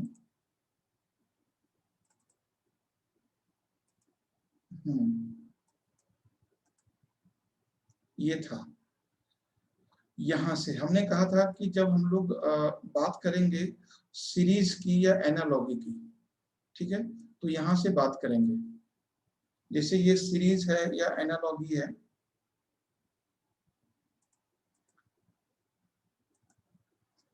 आज देखिए टाइम हमारे पास है आधे घंटे का, और 20 घंटे अभी कर सकते हैं हम लोग। एनालॉगी का मतलब क्या होता है जानते हैं आप? अभी हम करने वाले हैं नॉन वर्बल रीजनिंग। फटाफट देख लीजिए क्या क्या क्वेश्चन आते हैं, और कल क्लास और लेंगे हम। और हो सकता है कि आपको कुछ चीज ऐसी चाहिए जो सिस्टमेटिक, वो बता देना मुझे। एनालॉगी का मतलब होता है सादृश्य। सादृश्य का मतलब होता है कि जैसा इन दो में रिलेशन है, ठीक है, मतलब वैसा होना चाहिए। तो एनालॉगी से हम कुछ क्वेश्चंस को देखने वाले हैं, ठीक है। अब देखिए, अब इसमें ये कह रहा है कि जो रिलेशन इन दोनों में है, अगली वाली इन्हीं तीनों आकृतियों के समान यहां पर कौन सी फिगर आएगी, बता सकते हैं? ये बताइए आप लोग।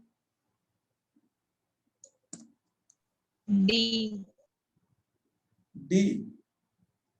पहली बात इसमें लिखा हुआ है, इसमें ऐसा कुछ नहीं दिया होगा आपके एग्जाम में कि ये सीरीज का है कि एनालॉगी का है, पर इसमें ये दिया हुआ है कि यहाँ पर कौन सा फिगर आएगा इन सब में से, ठीक है। ये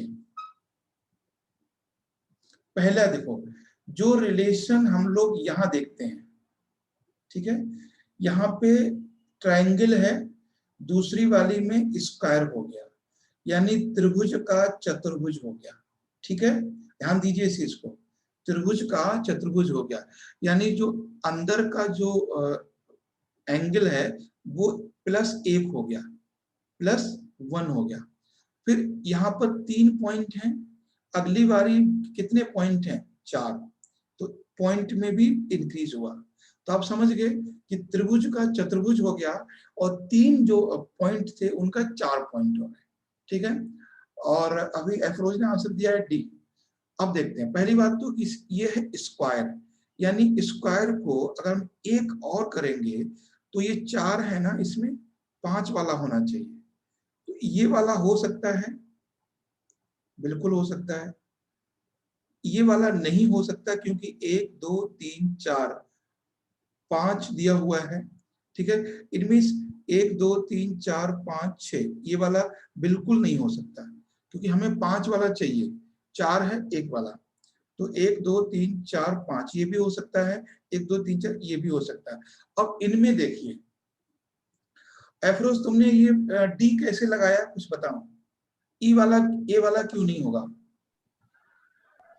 सर वो सर क्योंकि इसके डॉट वैसे नहीं है जैसे थर्ड वाले के, वैसे डॉट नहीं है, इसीलिए डी राइट है। हाँ, डॉट जो है ना वो डार्क है, इसके डार्क नहीं है। यहाँ देखो इन्होंने क्या किया, 5 भुज तो है लेकिन डार्क कर दिया है, लेकिन यहाँ डार्क नहीं है, और ये 6 है तो ये नहीं हो सकता, तो ये वाला आंसर होगा, है ना। तो ये है, कोई दिक्कत इसमें। अब हर चीज को देखिए कि फिगर बढ़ रहा है, डॉट बढ़ रहे हैं, फिर डॉट डार्क हो रहे हैं कि नहीं हो रहे हैं, उस हिसाब से आपको आंसर करना है। नेक्स्ट एनालॉजी में ये बताइए इसमें क्या आंसर होगा।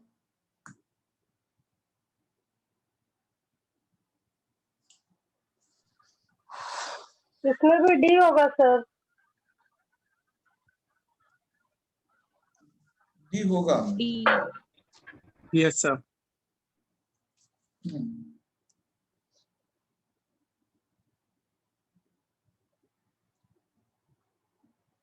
यानी अंदर त्रिभुज है, आगे स्क्वायर है। फिर दूसरी फिगर में क्या आ गया कि जो त्रिभुज है वो नीचे अंदर आ गया इसके, और जो ये बाहर वाली आकृति अंदर आ गई। सेम चीज है, ये बाहर वाली अंदर आ जाएगी, ठीक है। आई थिंक ये बात समझ गए होगे आप लोग, ये कैसे कैसे हो रहा है। कोई डाउट तो नहीं है गुड्डू, अफरोज? सर हमको नहीं। समझ में नहीं आ रहा है सर। कहाँ समझ में नहीं आ रहा है? ये पहले इसमें रिलेशन देखो, इस वाली आकृति में, दोनों में, तब अगली आकृति।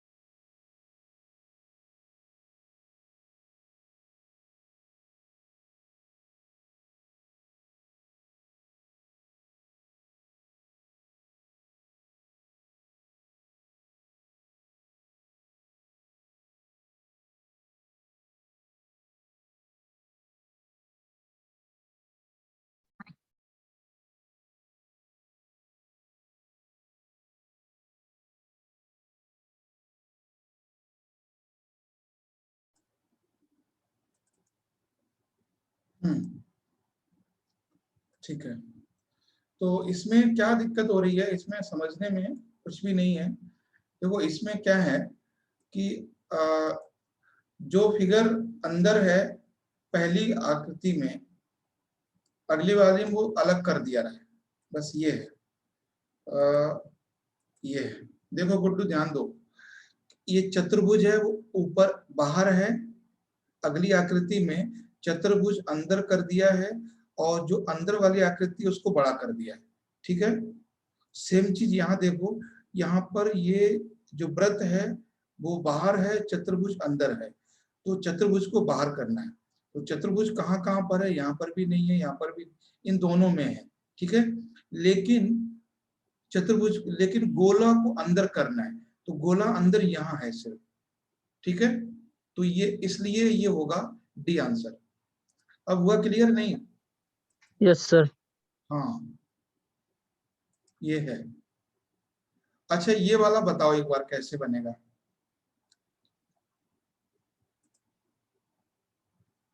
देखो तो जरा क्या हो रहा है इसमें। पहली चीज ये देखो, अगली वाली सीरीज में एक लाइन कम हो रही है, पहली बात तो, ठीक है। और दूसरी चीज है कि वो लाइन जो है ये हॉरिजेंटल है, वो वर्टिकल है, यानी जो चौथी लाइन होगी वो हॉरिजेंटल होगी, ठीक है। डी आएगा सर। डी इसमें भी है सर, है ना, मतलब ये पहली बात तो है कि ये लाइनें यहाँ पे एक कम हो गई हैं, यहाँ पे 3 है तो यहाँ पे 2 होंगी, तो यानी ये आंसर तो ऐसे ही नहीं होगा।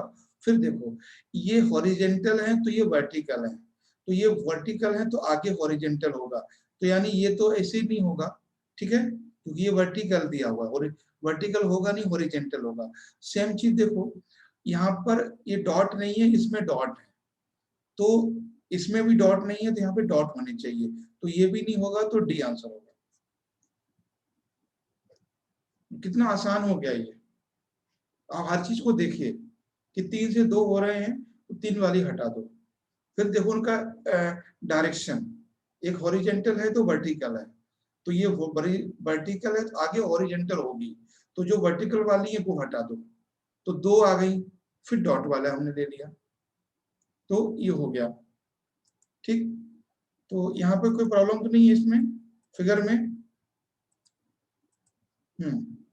No sir. अच्छा, ये 39 वाला बताओ एक बार। 40 वाला मत कीजिए, टाइम कम हमारे पास है, लेकिन 39 और भी क्वेश्चन करने हैं हमें, तो ये 39 वाला एक बार बताओ। बी होगा सर। बी देख लो। उसका सी होगा।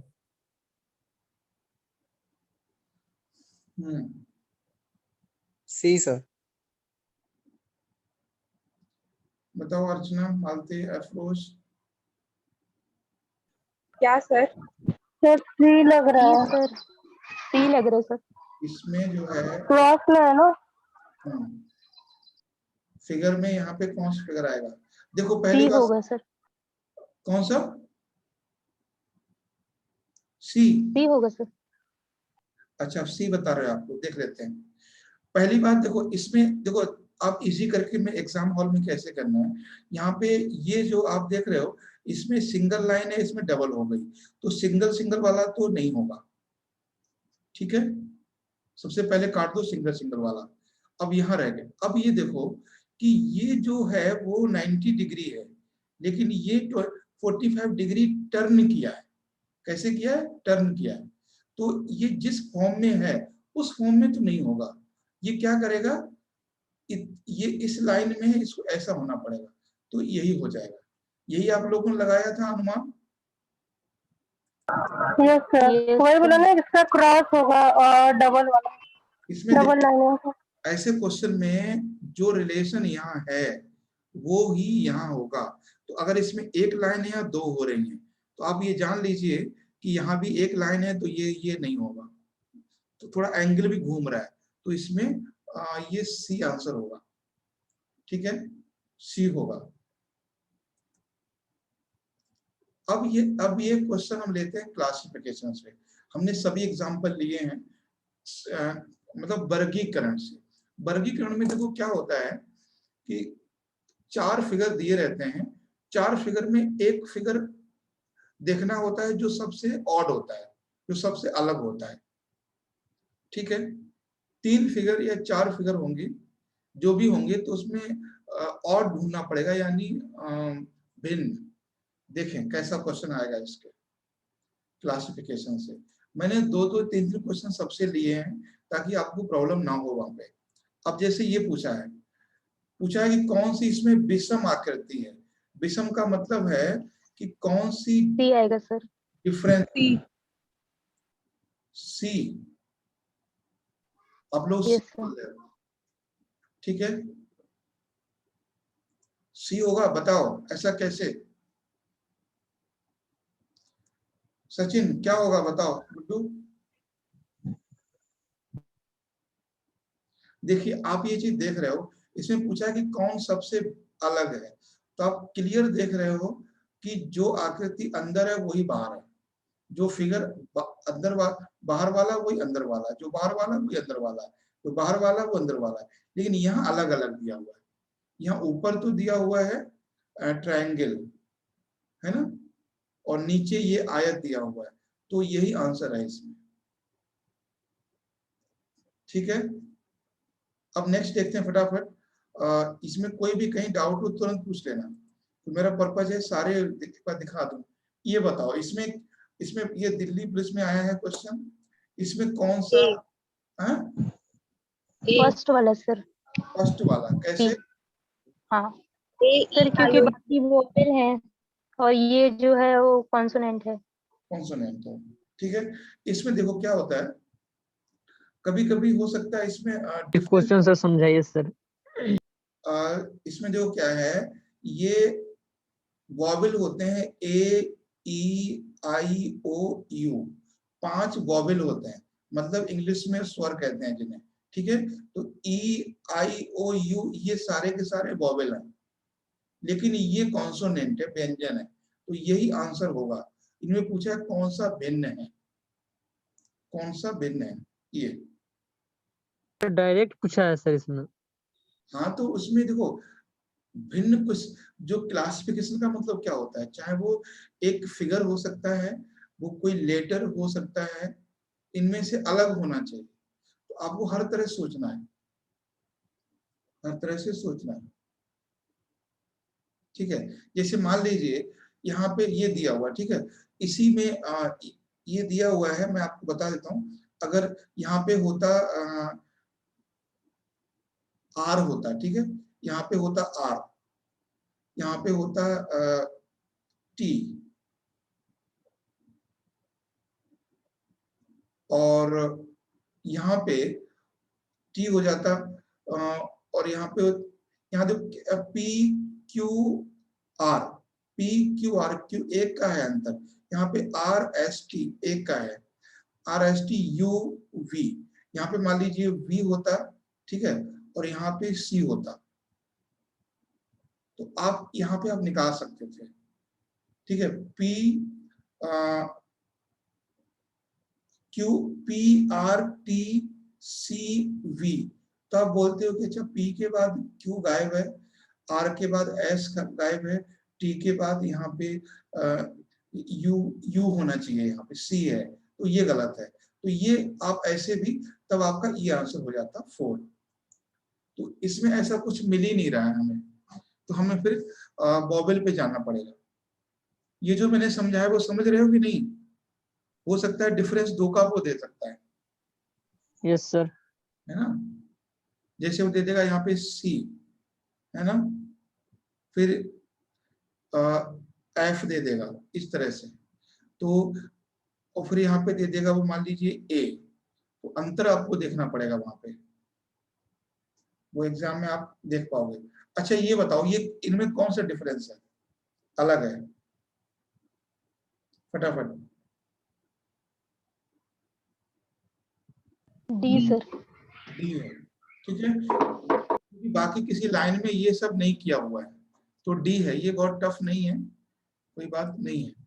नेक्स्ट देखिए, अच्छा ये बताइए, चलिए ये थोड़ा ठीक है, आसान मतलब है आपके लेवल का। इसे पूछा कौन सा अलग है, मैंने 2-2 3-3 क्वेश्चन ही बनाए हैं हर टॉपिक पे।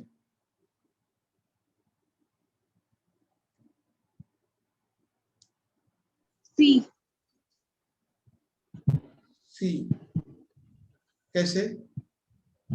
सर सब में जो सब में एक एक बॉक्स खाली है और सी में इसमें 2 बॉक्स खाली है।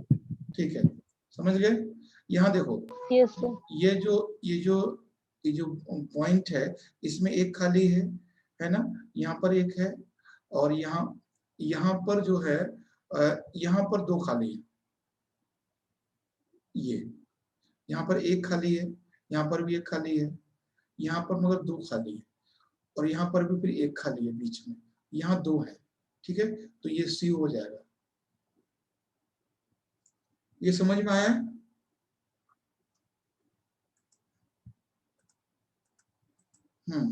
Yes sir. अब देखिए सीरीज वाला हम देख लेते हैं, ठीक है, सीरीज वाला क्वेश्चन कैसे बनाते हैं।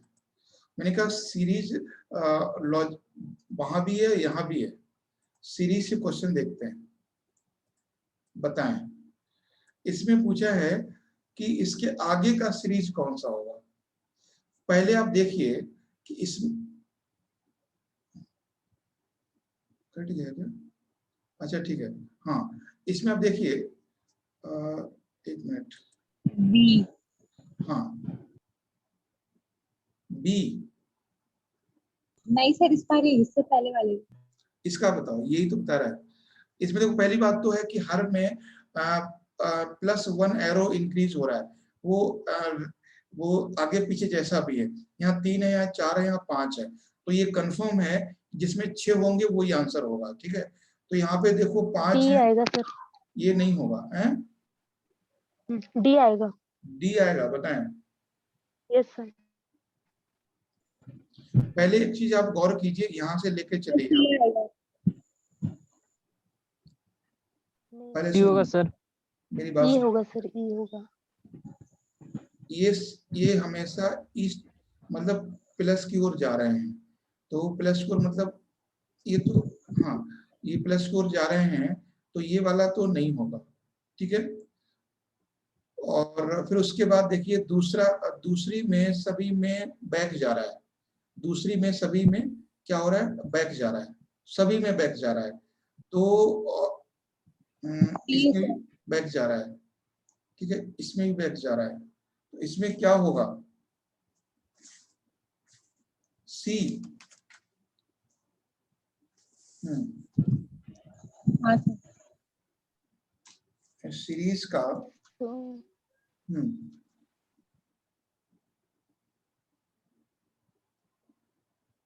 बताएं। अच्छा, डी क्यों नहीं हो सकता मालूम है? यस सर, फर्स्ट एरो ही गलत हो दूसरी गया। दिशा में है। यस सर, ई में सर थर्ड और फोर्थ सेम डायरेक्शन में है, हाँ, इसलिए नहीं होगा। एक हमेशा डायरेक्शन चेंज हो रहा है, एक अगर इस प्लस है तो दूसरा इधर माइनस में, तो आप यहाँ देखो, ये यहाँ भी प्लस में है तो यहाँ भी प्लस नहीं हो सकता, तो ये भी नहीं होगा। ठीक है, ये तो हमने पहले काट दिया था।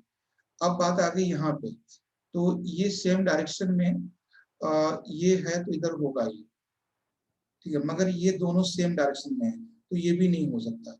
ठीक है, तो आंसर यही होगा इसका, फिर सी। समझ में आई बात? सबको सर आंसर सी दिया है सर, क्या? सबका जो आंसर सर सी बता रहा है सर। तो वो खैर बात अलग है, किसका बता रहा है क्या, वो हमने थोड़ी सेट किया।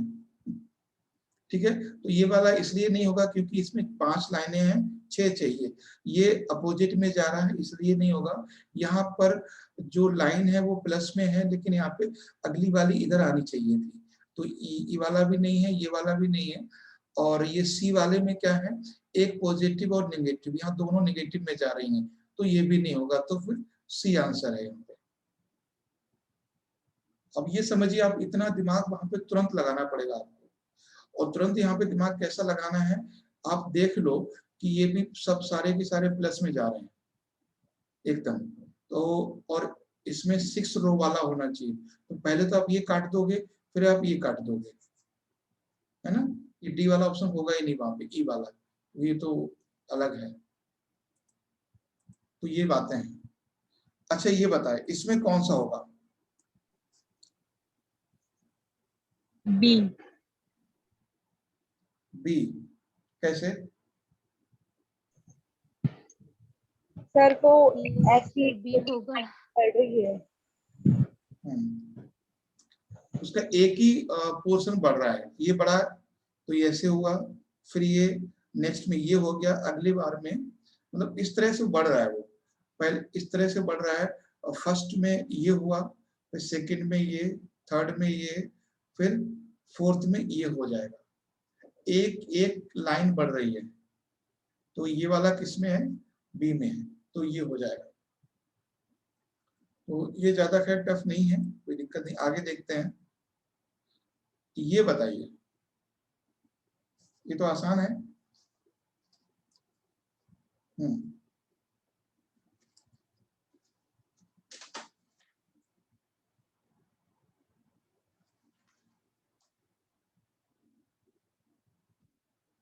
बोले क्या होगा? सी सर। सी सर, सी।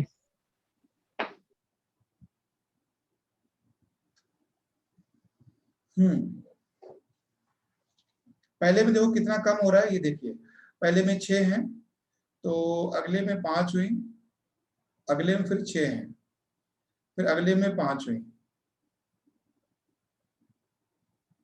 ये थोड़ा टफ है। ठीक है, सी बताएं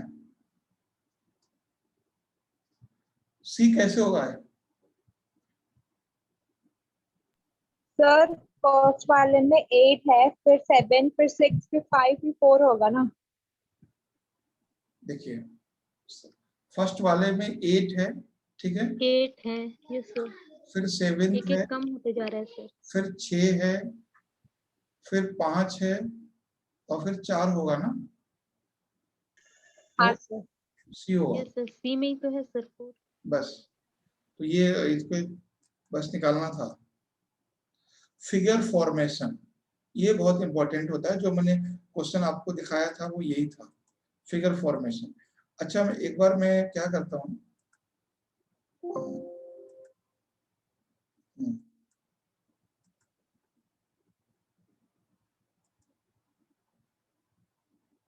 फिगर फॉर्मेशन समझते हैं आप लोग क्या होता है?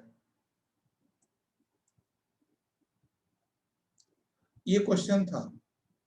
अब इसमें ऐसा कोई इसमें लेकर आइए जिसका ये कंप्लीट करे। ए ही है सर। ए ही है सर। ए है ना? ए है, क्योंकि इसमें पहली बात तो फिगर में क्या दिया उन्होंने, इसको कंप्लीट करने के लिए बोला है, तो ये भी आप नहीं कर सकते हो क्योंकि ये एक ही है। तो इसको फिगर कंप्लीट बोलते हैं, फिगर फॉर्मेशन बोलते हैं। चलिए हम क्वेश्चन पे अपने आते हैं जो हम लोग कर रहे थे।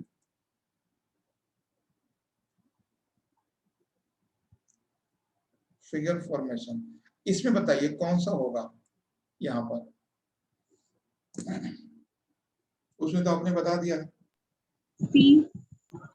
सी सी बी। नहीं सर, एक ए है। सर बी बी बी चलिए अब एक ही बच गया, डी। सी होगा सर।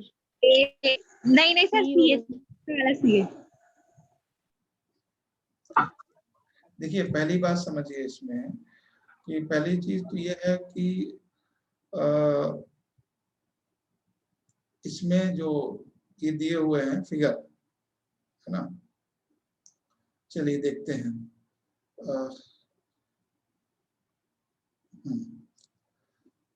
क्या लगाया आप लोगों ने? सी। हम बी लगाए हैं सर। नहीं, सी है, सी। सी होगा, सी है। क्योंकि ये लाइन खींचनी जरूरी है, ये लाइन है ना, ये लाइन आएगी, ये लाइन यहाँ पर नहीं है, ठीक है, तो ये एक माइनस हो गया। दूसरी चीज है ये लाइन पूरी तरह से डार्क है, इसमें कोई डिजाइन नहीं है, तो ये भी नहीं होगा, ठीक है। तीसरी बात, इसमें स्टार हैं, गोले नहीं होंगे, हो गया, है ना? अब हर तरह से सोचना है। सबसे पहले तो ये देखना है इस फिगर को पूरा करने के लिए आपको एक लाइन ऐसी खींचनी पड़ेगी, तो एक लाइन यहाँ पर नहीं है, वो इसमें है ही नहीं, तो इसको हटा दो। ज्यादा आप इन पत्तियों को मत मिलाते रहना। फिर ये डार्क वाला है, ये नहीं है, फिर ये स्टार वाला है, तो ये भी नहीं है, तो सीधे सी हो गया, ठीक है। तो ये फिगर फॉर्मेशन वाली होती हैं। ये बताएं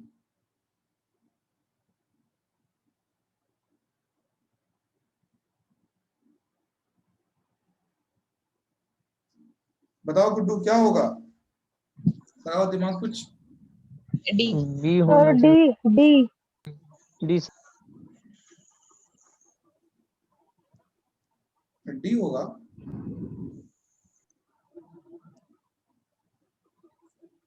देख लो, वैसे टफ नहीं है, इतना क्यों परेशान है आप, टफ नहीं है ये। अच्छा एक बात बताइए हम कि जैसे ये जो लाइन है, ये लाइन कंप्लीट यहां तक आ रही है ना, ये लाइन कंप्लीट यहां तक आ रही है, तो ये लाइन भी तो कंप्लीट जानी चाहिए, तभी तो पूरा होगा। क्यों? तभी पूरा होगा। आपको एग्जाम हॉल में क्या करना है, इसको फाड़ के लगा के यहाँ देख लेना, ठीक है। पहली बात आप देख रहे हो कि इसमें जो ये है, ये लाइन पूरी जानी चाहिए कि जब ये लाइन पूरी आई तो इसमें ए वाला फिट बैठता है, ए वाला फिट बैठता है। कैसे? अब आप देखिए, ये इनको मिला लीजिए, ये हॉरिजेंटल है दोनों, ठीक है, आगे वाला वर्टिकल है। तो अगर ये दोनों हॉरिजेंटल हैं तो आगे वाले भी वर्टिकल ही होनी चाहिए ना, आगे वाले दोनों वर्टिकल होनी चाहिए, वर्टिकल इसी में आ रहा है ना। ये वाला आप कैसे कर सकते हो? ये तो फिर लाइन ऐसी हो जाएगी, ये लाइन ऐसी हो जाएगी फिर, और इस लाइन को आना है ऐसे, इस तरह से, ठीक है। तो ए है ये, एक बार फिर से चेक करना आप लोग, चाहे तो मैं आपको ये आपका पीडीएफ इसकी भेज दूंगा। पीडीएफ चाहिए सर हमको भी। हाँ, पीडीएफ में भेज दूंगा, कोई दिक्कत नहीं है। अच्छा ये बताइए, चलिए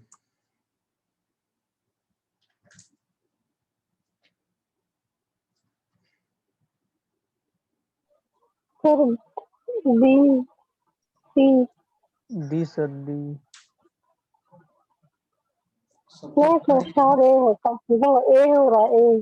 देखिए देखिए, ऐसे आकृति कभी आपको मिले तो सबसे पहले थोड़ा सा बना लो ऐसे, है ना, इस तरह से बना सर लो, ए होगा ये, इस तरह से, ठीक है, ऐसे करके बना लो, इसमें लाइनिंग है ना, ऐसे करके बना लो।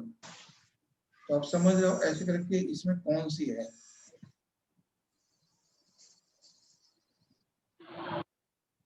ठीक है। अब ये सर किसमें आएगी? सर ए वाला छोटा सा है, सी वाला बड़ा है, तो इससे बड़ा आएगा ना। लेकिन इतना बड़ा भी नहीं आएगा जितना यहाँ पे देखो कितना स्पेस है, इतना बड़ा आ जाएगा क्या? No sir. है ना, इतना बड़ा भी तो नहीं आएगा। लेकिन इनमें दोनों साइड बराबर नहीं लग रहे, दोनों जो लाइनें हैं। बी का नहीं, ये तो बी तो नहीं होगा क्योंकि ये ये सर ए में, है ना, ए में लाइनें बराबर नहीं लग रही सर। ये सी में क्या प्रॉब्लम है आपको? हाँ सी हो सकता है, क्योंकि ये जो ना पतला है, ये सर सी proper भी बैठ ठीक। रहा है। ये तो खैर नहीं होगा क्योंकि आगे निकला हुआ है ये, ठीक है। तो ये बराबर है, ये वाला एकदम बराबर है। ऐसे करके आप खींच दोगे इस तरह से तो सीधे बन जाएगा यहाँ तक, इस तरह से, है ना, सीधे बन जाएगा। तो ये ज्यादा लंबा है, ये पतला है, और ये आगे निकला हुआ है, तो सी है ये, ठीक है, इस तरह से। क्योंकि जब आप बी लगा रहे हो तो आप ये भी देखो कि बी में ये लंबाई आप ज्यादा है, मगर इतनी है नहीं यहाँ पे, ठीक है, इतनी लंबाई आपको लानी पड़ेगी, वो सिर्फ यहीं पर है इतनी लंबाई, ठीक। तो ये है, आगे देखते हैं नेक्स्ट क्वेश्चन पे। फिगर फॉर्मेशन, ये तो था फिगर कंप्लीट का, ये था फिगर फॉर्मेशन। ये सबसे टफ होते हैं मेरे हिसाब से इसमें, और टफ भी नहीं है, बस इसमें थोड़ा ऑड आपको ढूंढना होता है, ठीक है, ऑड आपको ढूंढना होता है फिगर फॉर्मेशन में। सर इसका सी लग रहा है। पहले देखो क्या होता है, सी में चारों आकृति लग रही है। हाँ देखिए, आप इसको एक एक करके निपटाइए।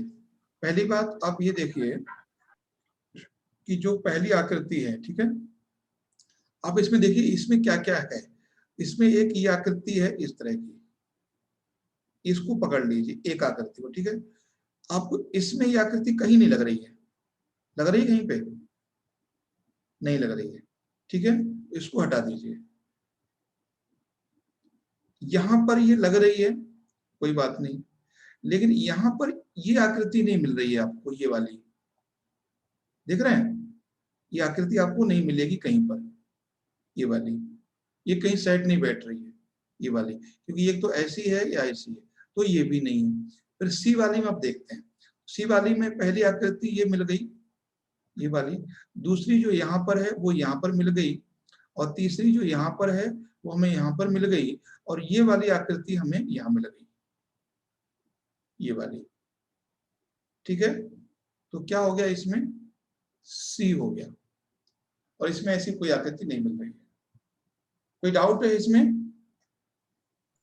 नहीं हाँ, सर समझ ही नहीं आया। समझ नहीं आया?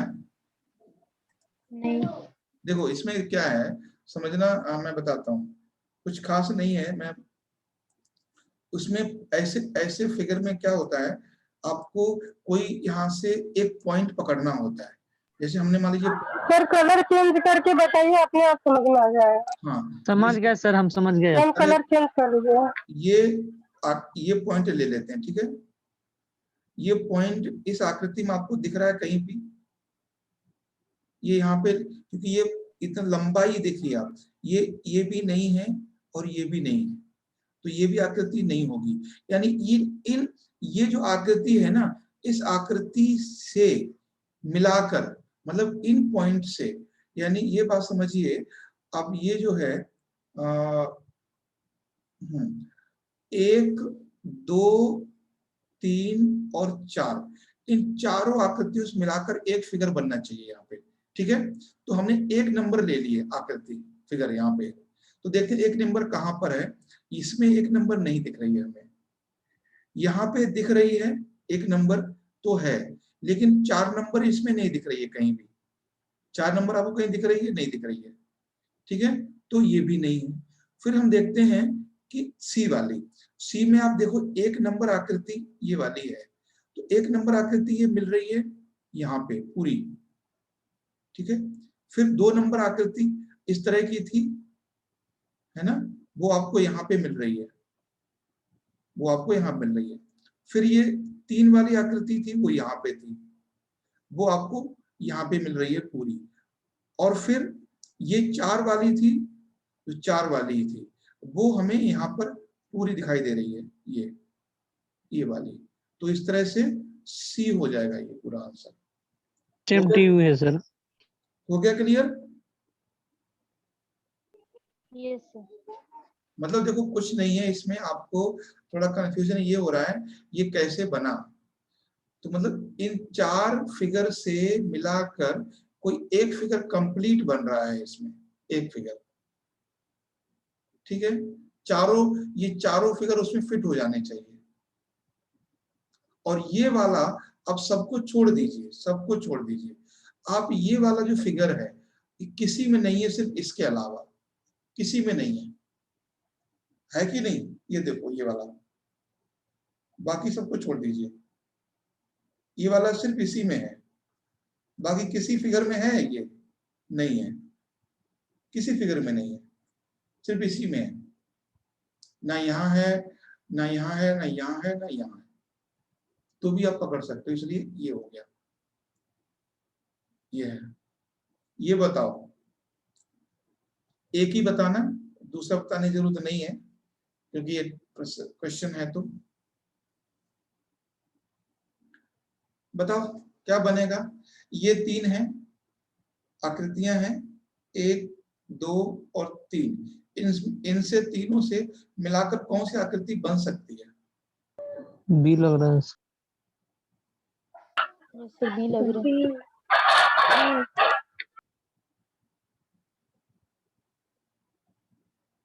बी लग रहा है, देख लो।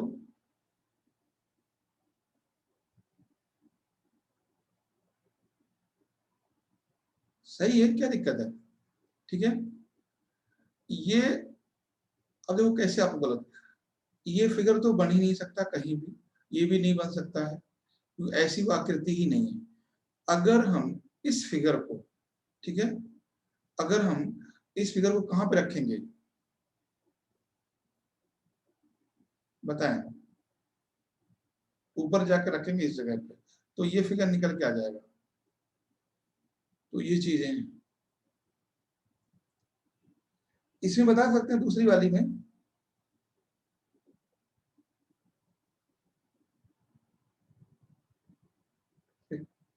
बताएं क्या है? सर बी सर, सर ए ए सर। है ना, ये है। यानी पहली बात तो ये देखना है कि इसके 3 हैं ये, ठीक है, तो इसमें तो है नहीं है। फिर ये उसके बाद क्या देखा आपने कि ये जो है इस तरह से है ना, ये वर्टिकल है, तो वर्टिकल यहाँ वर्टिकल नहीं है, केवल यहाँ है और यहाँ है। फिर हमने क्या देखा, आपने देखा ये जो लाइन है वो कुछ ऐसी है, मतलब इस तरह से दी हुई है, तिरछी थोड़ी, यहाँ पर सीधी दी हुई है, तो ये भी नहीं हो सकता, तो इसलिए इसमें ए आंसर है।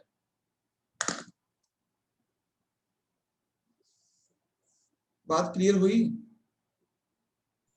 हाँ यस सर। सर। हाँ, तो ये था फिगर फॉर्मेशन में।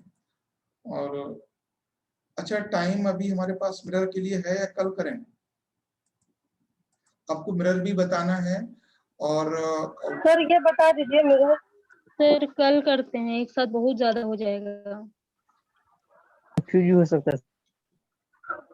चलिए, और भी कल इसमें वाटर इमेज भी है और वेन डायग्राम भी है, वो हम लोग कल ठीक रहेगा। हाँ ठीक है, ये मैं आपको पीडीएफ भेज देता हूँ, आपको क्लास के जस्ट तुरंत बाद पीडीएफ मिल जाएगा, ये ग्रुप में आ जाएगा, ठीक है, तो वहां पे थोड़ा देख लीजिए, प्रैक्टिस कर लीजिए। अभी हम लोग यहीं पे रोक देते हैं, 5:40 कितना हो गया है, हाँ 6:15, ठीक है। तो कल, जी इससे भाई सर हमको सर लगता है यही। हाँ कल क्लास देखो, पहले तो उम्मीद है कि आपकी 4 बजे ही क्लास रहेगी। अगर टाइम, सेमिनार कल है, अगर सेमिनार नहीं हुआ तो यही समय रहेगा, और नहीं तो फिर टाइम थोड़ा हम आगे पीछे करेंगे, मतलब इधर ही करेंगे 4 बजे से पहले, 5 से पहले करेंगे, और 5 या 3 बजे कर लेंगे, 3 से 5 ये हो सकता है अगर सेमिनार हुआ तो, ठीक है। और बाकी कल हम और कुछ बातें करेंगे, और क्लास हम चाह रहे हैं कम से कम 3 क्लास आपकी ले जाएं। और बाकी अर्चना जी आप देख लीजिए, सीसेट में जो भी आपको लगे कि हमें ये चीज समझ में नहीं आ रही है, हम कोशिश ये करें आज और कल में सारे क्वेश्चन को टच कर दें, टॉपिक को, चाहे वो कथन कारण वाले क्वेश्चन हो, चाहे वो वेन डायग्राम वाले हों। और वेन डायग्राम वाले क्वेश्चन जितना हमने समझा दिया, इससे बाहर कुछ भी नहीं आएगा। जैसे अभी सर ये तो काफी हद तक समझ में आ चुका है, लेकिन अगर सर आप कंप्रेंशन पे थोड़ा ज्यादा करेंगे तो ज्यादा अच्छा रहेगा, क्योंकि ठीक है, वो कहीं ना कहीं मोस्ट इम्पोर्टेंट में आ जाता है हाँ किसी भी एग्जाम में। मतलब कुछ हद तक हमको कैरी करने का समझ में तो आएगा कि कैसे ऑड निकालना है। आप बिल्कुल नहीं कैरी रहेंगे तो कैसे, आप 2-3 क्लास उसकी ले लीजिएगा, मैं भी 1-1 घंटे की उसकी क्लास ले लीजिए, बस 2 टाइम 3 दिन 4 दिन। कोई दिक्कत नहीं, वो तो खैर ऐसा कुछ नहीं है, और कॉम्प्रिहेंशन में ये लोग भी आ जाएंगे, ये लोगों को भी करना ही करना है, ऐसा कोई इश्यू नहीं है। क्योंकि मुश्किल से 7 दिन 8 दिन और रह गए, अब नेक्स्ट संडे ही है। सर बराबर आप कितना ही समझा दीजिएगा सर, हमको भी इतनी समझना है। कौन सा बड़ा बड़ा? गुड्डू को यस दिल्ली सर। बुला लीजिए सर, गुड्डू को दिल्ली बुला लीजिए, बैठा लीजिए बेंच पे और आराम से बताइए। दिल्ली गुड्डू आएगा इंटरव्यू देने, यूपीएससी का इंटरव्यू दिल्ली में होता है।